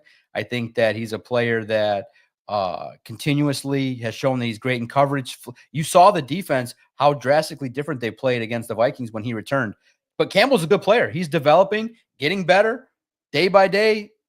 Opportunities will be there, but to overtake, I don't think so. I think it's the same, especially with Calvin Shepard having known Alex Anzalone, what he brings to the table. I think that the linebackers unit is going to be primed for success. And I love the rotation once Malcolm Rodriguez and Derek Barnes come back healthy. And if they're back on the roster, the linebackers are set. They're pretty good. Hey, people are going to hate that I switched the topic here, though, but I'd have to ask you. We asked you last week about the Tigers. How are we feeling? Spring training's been going on. We've seen a lot of videos the last few days. Are we feeling good, Doc? Or is it going up here, getting ready for the season? Yeah, that's fun. It's good to talk about the Tigers, and it's a very much a situation in which it's a baseball team that gets a lot of respect for getting to the postseason and has great pitching. I'm loving to see what Jackson Jobe and Skubal and what the top end of the rotation looks like. Here's the problem, okay? And we talked about it to start a little bit in regards to the Myles Garrett and the discussion about Bregman. I don't give the Tigers credit for losing out on Bregman. I think that people that are clapping going, oh, that, the 170 was there. The idea is to get the guy that you want. The basement of expectation is money should be available. So the Tigers are benefiting from lemming fans that are just like, oh yeah, congrats. You showed us that you were willing. Bottom line, you target a player, you get the player. So, you targeted Alex Bregman, you went out there and get it. So it leads me to question, was it just for PR or were they serious to try and get him? Yeah, the value would not have been there. But what I said on Doc and Jock tomorrow as a preview, you send a message to the whole fan base, overpay him. Why not? Look, he's a guy that knows your manager, is an upgrade over what you got. You overpay him and you send the message that, hey, okay, this is the guy that gets the benefit of a contract because we need to send a message that we're serious about advancing. And that's where I think that, Scott Harris, and I also understand that point of view. You have a number you're willing to give and you don't want to overdo it, but there's no cap. So I don't care that I don't give them credit. I look at it from the perspective of I still need a right-handed bat. Where's that coming from? And I would say to the beat writers, please stop highlighting features on Javier Baez, his car, what he does in batting practice. I don't give a shit. Only news I want to hear about Javier Baez is when he gets cut because he's a detriment. I don't care who he works with. He's going to be a 200 hitter with a low on-base percentage, and he's going to stink. And if he's on this roster, it makes the baseball team worse because in batting practice, you don't throw outside curves or sliders. So it looks great. He's great. He's in the best shape of his life, all that nonsense that they put out in spring training. I don't want to see reports about Javier Baez. The rest of the team, I'm invested in learning about Carpenter, the young players, all the players that, what's the transition going to look like for, Spencer Torkelson as maybe he takes a lesser role. Does he get back to be that right-handed bat? I'm looking at it from the perspective of young players developing and putting together a season that helps out and build upon what you did. But I felt like if you wanted to take a stride forward, I think your plan to go after one guy and a bunch of old pitchers it's a B- off season. And it's weird that the first report that comes out is Cobb his hip did not respond well to training and he's out for a month. It's not going to start the year. I'm like, all right, yeah, you nearly dragged the guy. Tough. Yeah, you dragged the guy off the couch and he's sitting there probably wanting to retire. And he's like, you offer me how much? All right, let's give it a go. And he started doing his motions in the rotation and his hips lied to him. And once he started getting into motion, they were like, oh, hell no. And so I look at it like the aggression should have been a little bit higher from Scott Harris, but good. The money's there. Congrats. That's the basement. That's the lowest expectation that I have, but I expect them to win over 85 games. Should be a playoff team, but no chance to beat the Yankees. No chance to compete if you ever get that far against the big spenders. It's not, yes, you have to spend, but you also have to spend wisely. I would trust at this point, my thinking is If you give Scott Harris money, I'm comfortable with the guys he's going to evaluate to bring in here. The numbers are there. The analytics are there. The pitching staff is there. But you built up the fan base to watch Bregman, and it flopped. So it's disappointing. But, okay, let's see. The next question is, who's the right-handed bat that's going to help out this lineup? Hey, just want to follow up with this then. Have you seen the Vladdy stuff, the Vladimir Guerrero, the trade, all of that? Yeah, I love I've it. been sitting around for the last 24 hours. Are you like, hey, let's get that done? Like sign that, get that trade done, get him an extension to get that thing done? Get that thing done. Yeah, absolutely. Player acquisition is great. Be aggressive.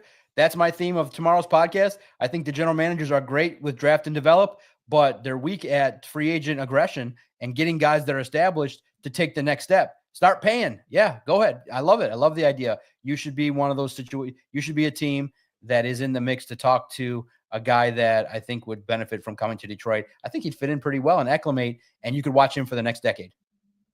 And Doc, kind of staying with the Tigers here, when you look at the third base spot now, who do you think really steps up and takes that? Because obviously you have Matt Verling there, but they can go out and acquire one in free agency like you're saying. But where do you think that ends up playing out? Because that's still kind of a question mark heading into the season for the Tigers. Yeah, that's why Bregman was going to be great. I thought that he would be somebody that would come in. Yeah, I love the replacements, right? Verling. But, the numbers are comparable. That's the weird part that, yeah, Bregman's an upgrade, but Verling came on. So it's going to be interesting to see how they handle third base and how that plays out. I do think that there are, question marks about that infield in terms of their defensive prowess.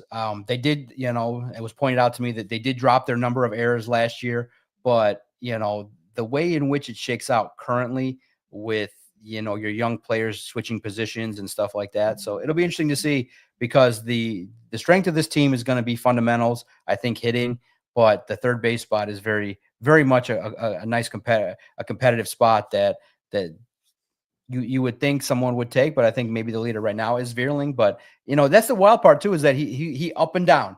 He was kind of that traditional 4A player, but when he got going and he had opportunities to make some contact, I thought he acclimated well and gave himself a chance to have a conversation to be part of this team for the future. So we'll see. But number one thing is, hey, defensive infield has to make sure that they continue their success and figure out how to make sure that offense stays purring to help out the pitching staff that should perform very well this year. Hey, do you think, Doc, is switching another team here, Red Wings? Do you think they make a push here in the second half for a playoff push here and end up making the playoffs? It seems pretty good. They're in a great spot right now, it feels like. Man, I was completely wrong about the Four Nations Cup last week. Adam and I were talking. Doc. Completely wrong. I was like, who cares? It's just a break. I want to see more Red Wings. And once the gloves went down and the Tkachuk brothers threw down against Canada, I was thrilled watching the USA and Canada over the weekend, and I'm going to be thrilled tomorrow to watch it. I'll be one of the probably 10 million people that hopes for another great contest. It's beautiful. They literally dwarfed the NBA by having a competition that all they did was have people care. The players cared. It was competitive. It was nice. There was a story. There was a sports intrigue. It was competitive, and there was a rivalry. USA and Canada hockey rivalry is up there amongst the best in sports. So absolutely love it. Love the idea of the Olympics and these players participating. Four nations, wildly successful. And now when the Red Wings come back, you hope. And did you guys see the wild columnist what he put out there today? That was slick. If you're that columnist at the Free Press and you're looking to stir a bunch of people's emotions, talking about trading Dylan Larkin, that gets everybody's attention. And I understand the premise and I understand the debate that you could have, but in the end, Dylan Larkin is a Red Wing, and the Red Wings are going to continue to build around him. I think that they play well. The question mark you got to find out is who's your goalie? Who's your goalie that's going to get hot at the right time? I think the veteran Cam is going to be somebody that's there, that can be somebody that's very familiar with the coaching staff, but goaltending is always a question mark. But I love the renewed energy that this hockey club has shown. Like, they play freer, pucks going into the net, everything that we talked about as a hockey fan. If you love hockey, fundamentals got better, puck possession got better. They played freer. Larkin looks happy. DeBrincat, Kane. There's a lot of good players, role players that stepped it up. So I'm of the opinion that you continue to ride it out. And then what makes it fun is the trade deadline might be a situation in which you get your star some more help. And number one thing is trust in Lucas Raymond, and he's going to be a star in the future. And you keep Dylan Larkin, and don't talk about trading the captain. Yeah, that would be devastating. When you look at this team, though, Doc, staying with the Wings, obviously you can say, oh, well, obviously they're winning games. What is the difference, the biggest difference that you think is kind of flying under the radar with this transition that they're going through from being this team that was supposed to be something and then just falling flat on their face and now making an absolute run that can be the number one wild card seed here coming up? Yeah, when you look at the club, okay, first and foremost, special teams picked up. They just looked bogged down on the power play. They were struggling, and it felt like there was no – when you saw Derek Lalonde's squad, it felt like maybe they were too much in their head. The skating, the puck possession wasn't there. It felt like when you went into a game and there were far too many nights when the effort wasn't there. Okay, let's start with that. There were too many nights where you go up against Montreal, a team that you're probably competitive with and much better than, and you get dominated, time of possession and puck holding, the not getting the puck out of your zone. That was terrible. And so I think that what the attitude that McClellan comes in with is when he said play effing hockey, which is, hey, simple, connect with your passes, blue line to blue line, skate well, skate with effort, forecheck, finish your check.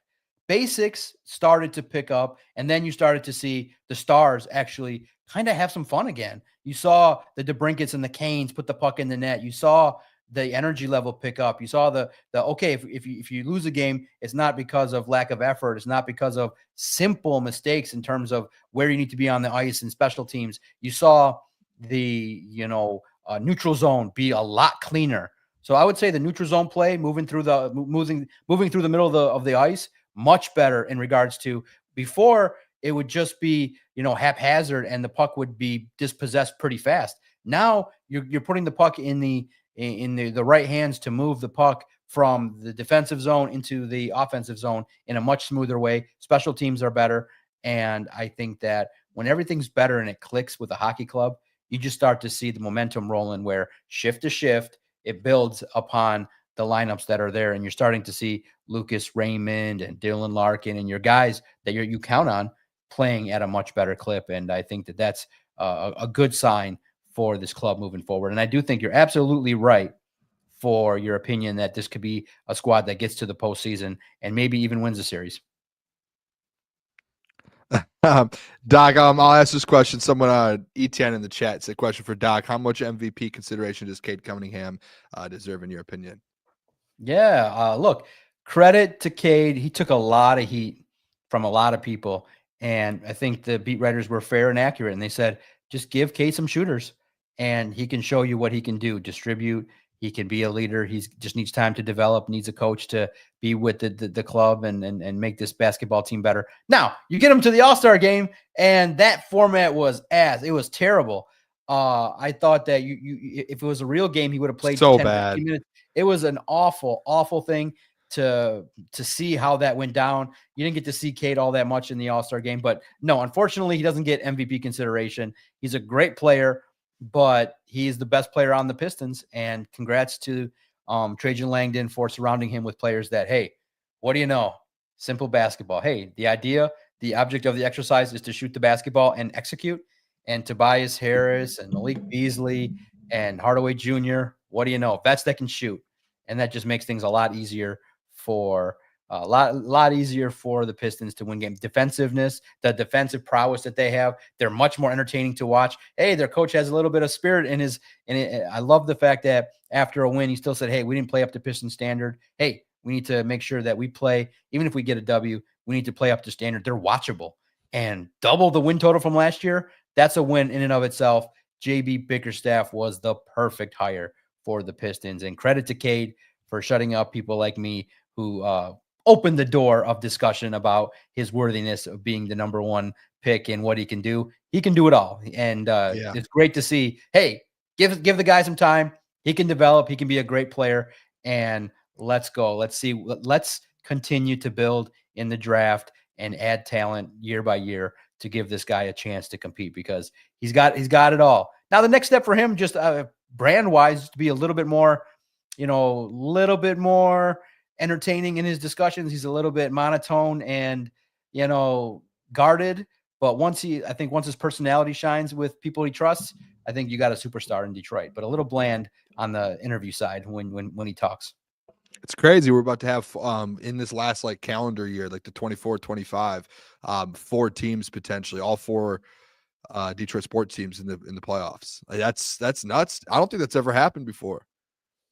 Yeah, it's good. I think that the general managers are doing a great job of understanding everything that is needed that Detroit fans like. Gritty guys that want to be here, and understanding that to build teams that are able to win, you need to have talent, you need to have grit, ability to withstand the noise, and clearly, when you struggle, you have opportunities to draft a little bit higher. And so far, a lot of the picks have been worthy of, starting at a good spot. I just think the next level for all these guys is to just the final pieces of the puzzle in free agency and rounding out rosters will determine who goes the farthest. And it's a great time, man. Detroit sports is back, and it's a great time to be talking about it, to be following all the teams. It's fun, man. It's fun to peek at everything going on in Detroit sports. There's more buzz. I think there's so many more people following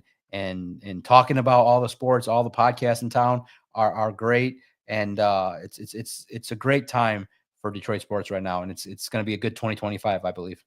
Hey, are we going to see you down at the Combine? What days did you say you're down there this next week? Yep, I'm getting there Monday. The big work is Tuesday. I'm sticking around probably till Wednesday afternoon, having meetings with the crew, with SI, catching up and meeting people for the first time. But I think the schedule goes Wednesday morning is when the defensive linemen are going to talk. So I'm just going to stick around for the media portion of it. I'm not sticking around for the numbers and all that stuff. That stuff is all televised, and it's not exactly my cup of tea, but I will follow it from afar. But I'll be in Indy from Monday till Wednesday, and it'll be a fun time. My first time there. I'm looking forward to it. So we'll figure out if we talk next Wednesday or Thursday, but it'll be a fun time. And I'm looking forward to hearing what Dan Campbell and Brad Holmes have to say. And the fun part too is the opportunity potentially is there to talk to the coordinators and to maybe walk up to Ben Johnson and be like, so, there's some people that think you didn't bring your best effort. What do you think about that? In some kind of formal way, I got to formulate that question. Or I think the question, really the best way to formulate it is, how does it feel, not meeting your goals with the Lions, and how did you process that? I think that will, if you hear that question, it's going to come from me, because I do think that it'll be interesting to see the number of media that's going to swarm Ben Johnson and Aaron Glenn. Yeah. I want to see them in that environment, but I want to ask them about the Lions. So it'll be interesting to see what happened. So it'll be fun to see. It was interesting. I don't know if anyone caught it in the Kelvin Shepard interview. I'm sure you did, Doc, but Kelvin had mentioned, at points throughout the season, everyone had an idea what was going on, and how he had agents and people reached out to him because they thought he was going to be the next DC. But the one comment that stood out to me was him basically being like, during the season, not even the playoffs, but during the season, some of these guys trying to juggle around, thinking about their next step and also the responsibility at hand. And he said that, and right away, it just kind of makes me in my head like,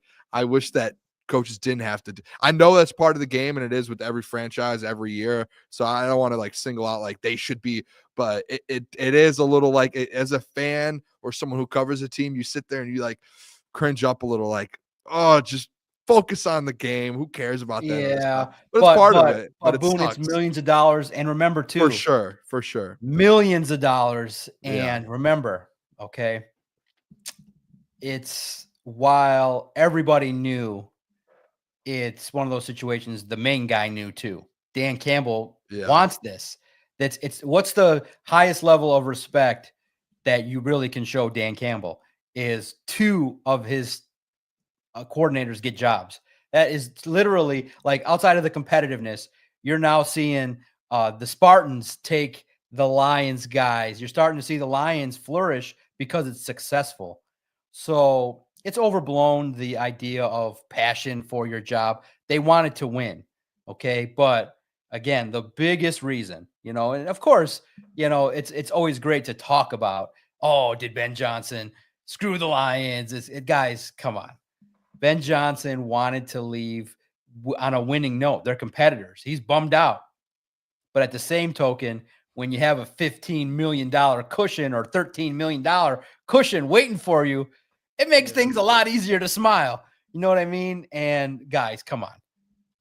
These are genius level thinkers and planners. And when you have 20 guys on IR, do you really believe the Detroit Lions at the highest level, you give Dan Campbell and Brad Holmes 1942 whiskey, tequila, and get them hammered, and you go, hey, guys, did you think you're going to win the Super Bowl this year? They'd be like, fuck no, we're not winning the Super Bowl. We don't got Aidan. We don't. And then on the very second defensive play, you lose your best cornerback that's a veteran that's coming off an all-world game. The universe was telling everybody this football team was not winning a Super Bowl. So it's just, you just knew it. I mean, you just can't have 20 guys get hurt. It doesn't work that way. And did you see the thing that bothered me the most about the Super Bowl parade? I love watching the Eagles. I love how they were built. I love learning about Howie Roseman. I love learning about Nick Sirianni. But what pissed me off the most was that effing sign that said 21 of 22 guys that started the year ended up playing in the Super Bowl. How the F lucky do you get to have that happen? Juxtaposed with the Lions, who had everybody get hurt on defense when you needed them. The injury to Lee McNeil was devastating, but they regroup. If you get lucky, you have a chance to stand toe-to-toe with some of those teams in the NFC, and you put yourself in the mix. But to get over that hump, you got to be a little bit more aggressive in free agency. And no more Manus, no more Martins. You got your guys. You got your developmental guys in your program.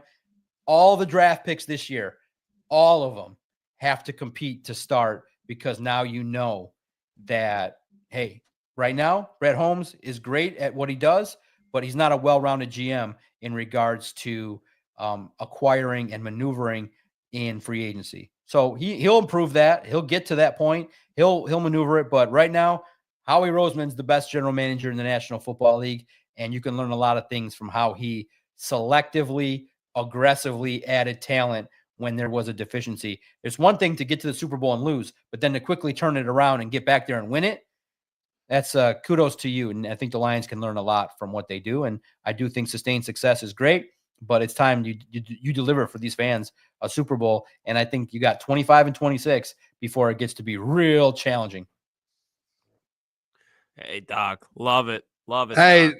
Appreciate you, Doc, always hopping on. I can't wait until the combine next week. I haven't stopped thinking about it all week long. It just keeps, and you get to go the first few days. It's actually good. It's like, and I know we're not coworkers. We all have our separate things, but hey, you're down there covering the first week. The boys will be down there. Hopefully, I know you might have some people, Christian, I think you said, or someone might be down there the second half, but we'll be down there covering everything. Absolutely. And I'll be messaging you, blowing up your phone. We'll figure it all out. Guys, you think Jeff survives? You think Jeff gets in any compromised photos, gets in any situation? Did he go out with the missus? Does he got protections on him? You got to make sure. That's reaching, Doc. No, hey, I think Jeff has a good head on his shoulders, Doc. I think he knows.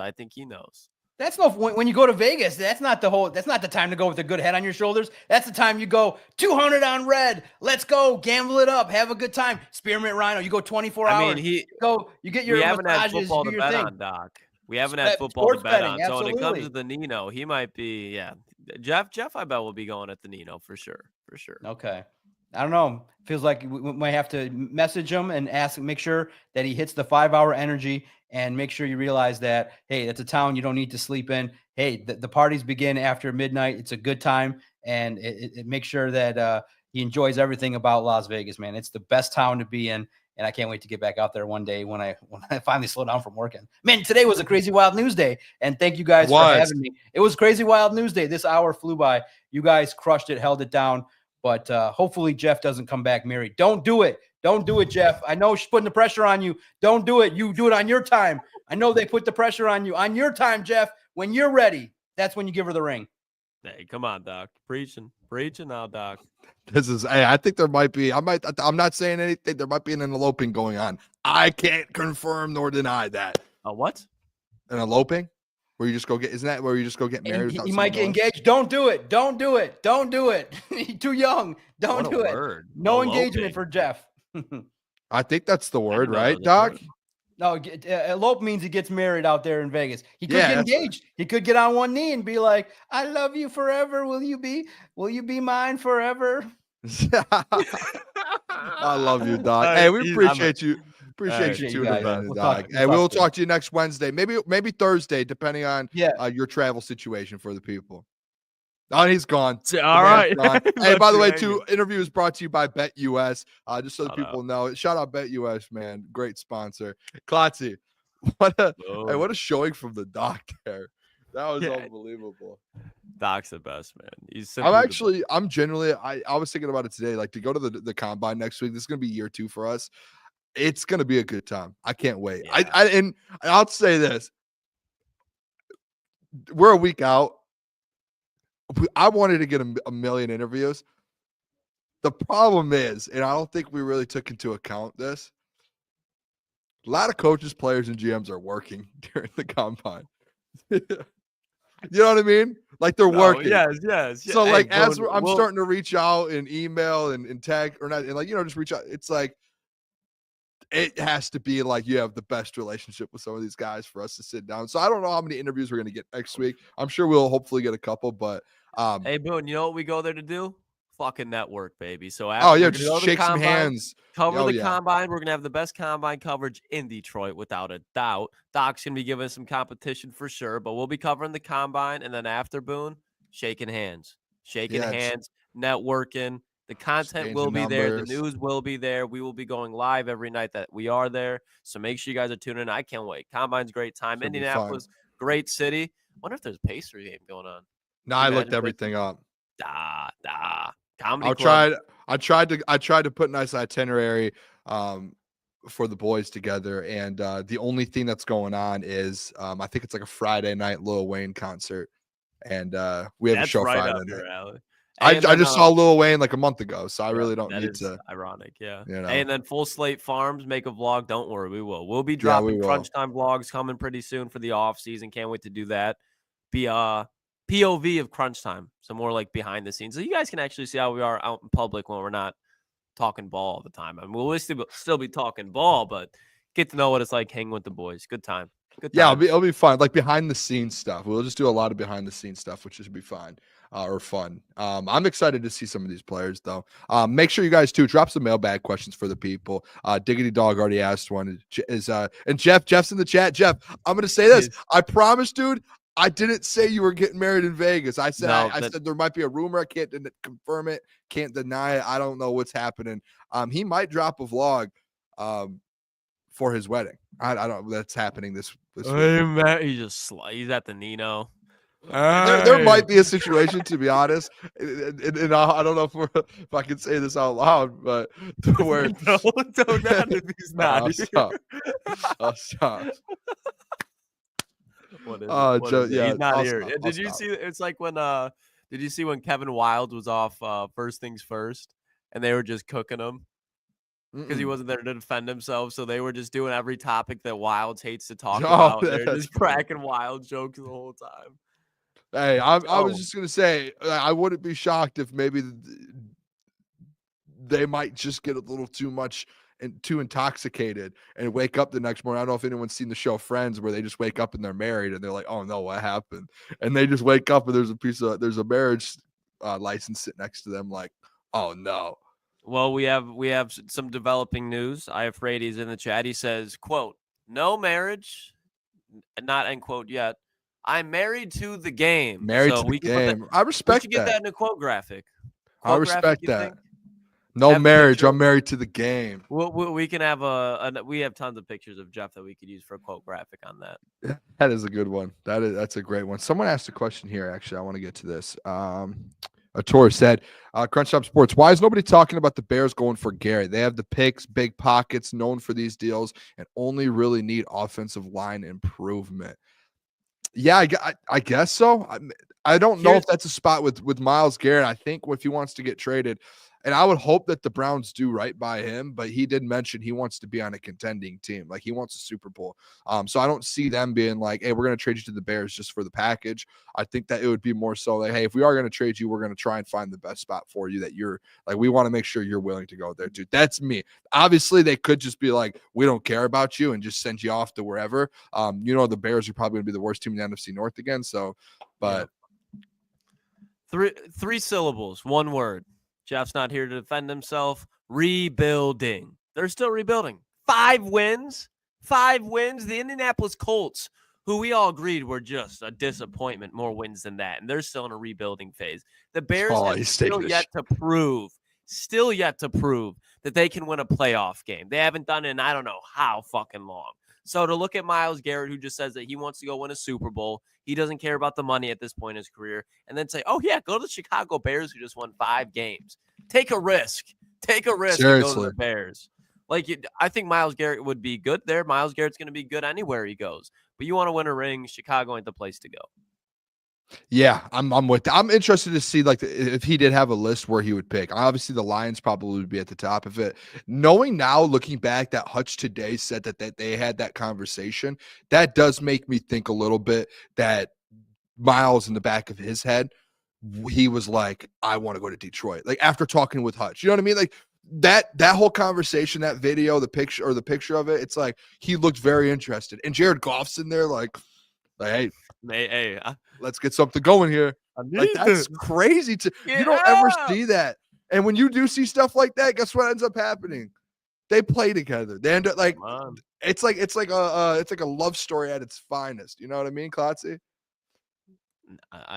Not really. It's like you ever see those love stories where there's like the progression of it, and it's like they meet when they're younger, and then they don't see each other forever, and then all of a sudden it's like this as like a romantic way with Myles Garrett. Aidan Hutchinson and Myles Garrett, brother.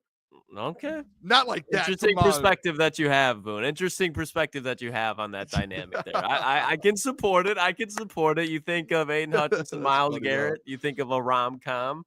That's fine. No, I'm talking about storylines. Like, you don't tell me the NFL is not like a movie. It's a movie script. So, like, when I think of storylines like that, instantly my mind goes like, who's that one actor? Like, I'm thinking of like a Ryan Reynolds rom-com, and it's like that's how I think of the NFL. Ryan Reynolds, great actor. Great actor. Yeah, he's in a lot of trouble, or some things going on with him, right? Or is that his wife? He's in a lot of trouble. Yeah, I have no clue. I don't stay up on celebrities, man. I'm always on Twitter, dude. I'm on. All I do is social media all day, man. Yeah, I did see that ASAP. Free man. Yeah, I don't even know what happened. Honestly, dude, I've seen him in these courtrooms for a couple months. Never knew why he was even in the attempted murder. No way. Yeah, he could have took a plea deal if he said that he just pled guilty. He could have had like 6 months of probation, and he said, "Nah, fuck it. I want to face 24 years and say that I'm not guilty." He was facing 24 years in California, dude. What was crazy is when our group chat, I think it was Chris that sent the video of him jumping on Rihanna like across the room. I honestly, and I was like half asleep when I woke up and watched the video. I thought that there was like a situation to where like him and Rihanna weren't good anymore, and like he like attacked her in the courtroom, and I was like, there was about an hour. That was his get back. There was an hour in my life today where I was like, I genuinely thought ASAP Rocky attacked Rihanna in the courtroom. They had a kid like a couple months ago, dude. There's just sometimes my brain doesn't catch fully up, but I was sitting there this morning like, geez, man, that's crazy, dude. Like, why would he do that? And Drake could never. No, that was crazy though. I didn't know what was going on with all of that. Man, hey, some new. I love. Hey, real quick, actually, I know we're about to end here, but I actually don't want to miss this. I want to bring this up because it felt like breaking news today. And shout out Mike Sullivan. He had tweeted this out. Hold on. Let me share my screen. I'm sorry we're going a little over, but if you stayed, you get to see this. I saw this. Mike Sullivan, formerly a 97-1, great guy. He said Detroit is a front runner to host the 2028 NBA All-Star Game, and the potential economic impact is massive. The 2024 event in Indy generated over $400 million, including $112 million in earned media value. That's crazy. I like the sound of that, Boone. I like 112 million in media value. That's for the boys. You know what I mean? Hey, sign crunch time, 4 years, 112. Okay, yeah, we'll take that. Give us a Sam Darnold deal. We'll take it. That'd be crazy. Hey, one day, Klotzy. No, but how crazy is this? An All-Star game in Detroit. That'd be unbelievable. The Final Four is actually coming. And that's honestly, I've talked to you guys about this a lot. And I don't think you guys realize how big it is. But the Final Four, I think, is in Detroit in 2027. The Final Four is like, you know how the Super Bowl is like just a hotbed, everyone come. The Final Four is very similar to where it's like everyone in the basketball world, NBA coaches and players included, all go to one spot and go watch these games. And there's like, Klotzy, there's like parties to go to. When I went to my first Final Four, when I was coaching college basketball, dude, I was sitting there shoulder to shoulder with Matt Painter and like Tom Izzo drinking no free ads, but drinking like a Bud Light. And I'm like, this is the craziest day of my life. And I was sitting there at the table with a former assistant I used to work with, and sitting there with Duncan Robinson at a bar. And I'm like at the same table talking to Duncan. I was like, and that's the Final Four. It's like that. And when it's in Detroit, like obviously it's in 2027. We'll be able to cover it and be able to go do a lot of different content. So I'm excited. I just don't think you boys realize how big the Final Four actually is. Yeah, I'm excited to show that to you guys. You would know better than I would. I mean, coaching college basketball, you've been exposed to it for sure. But even I'm like I said, excited for that. But I think bigger picture here is 2028 WNBA, my lord, NBA All-Star Game.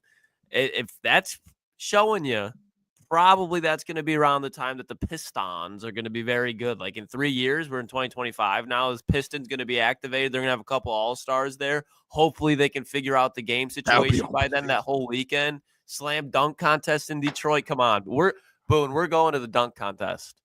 We're going to the whole thing. By the time 2028 comes around, and I'll talk to you off air about it actually, but we do have a connection to where I think we would be covering all of that at that point, which would be so cool. Like, I mean, that's in 4 years.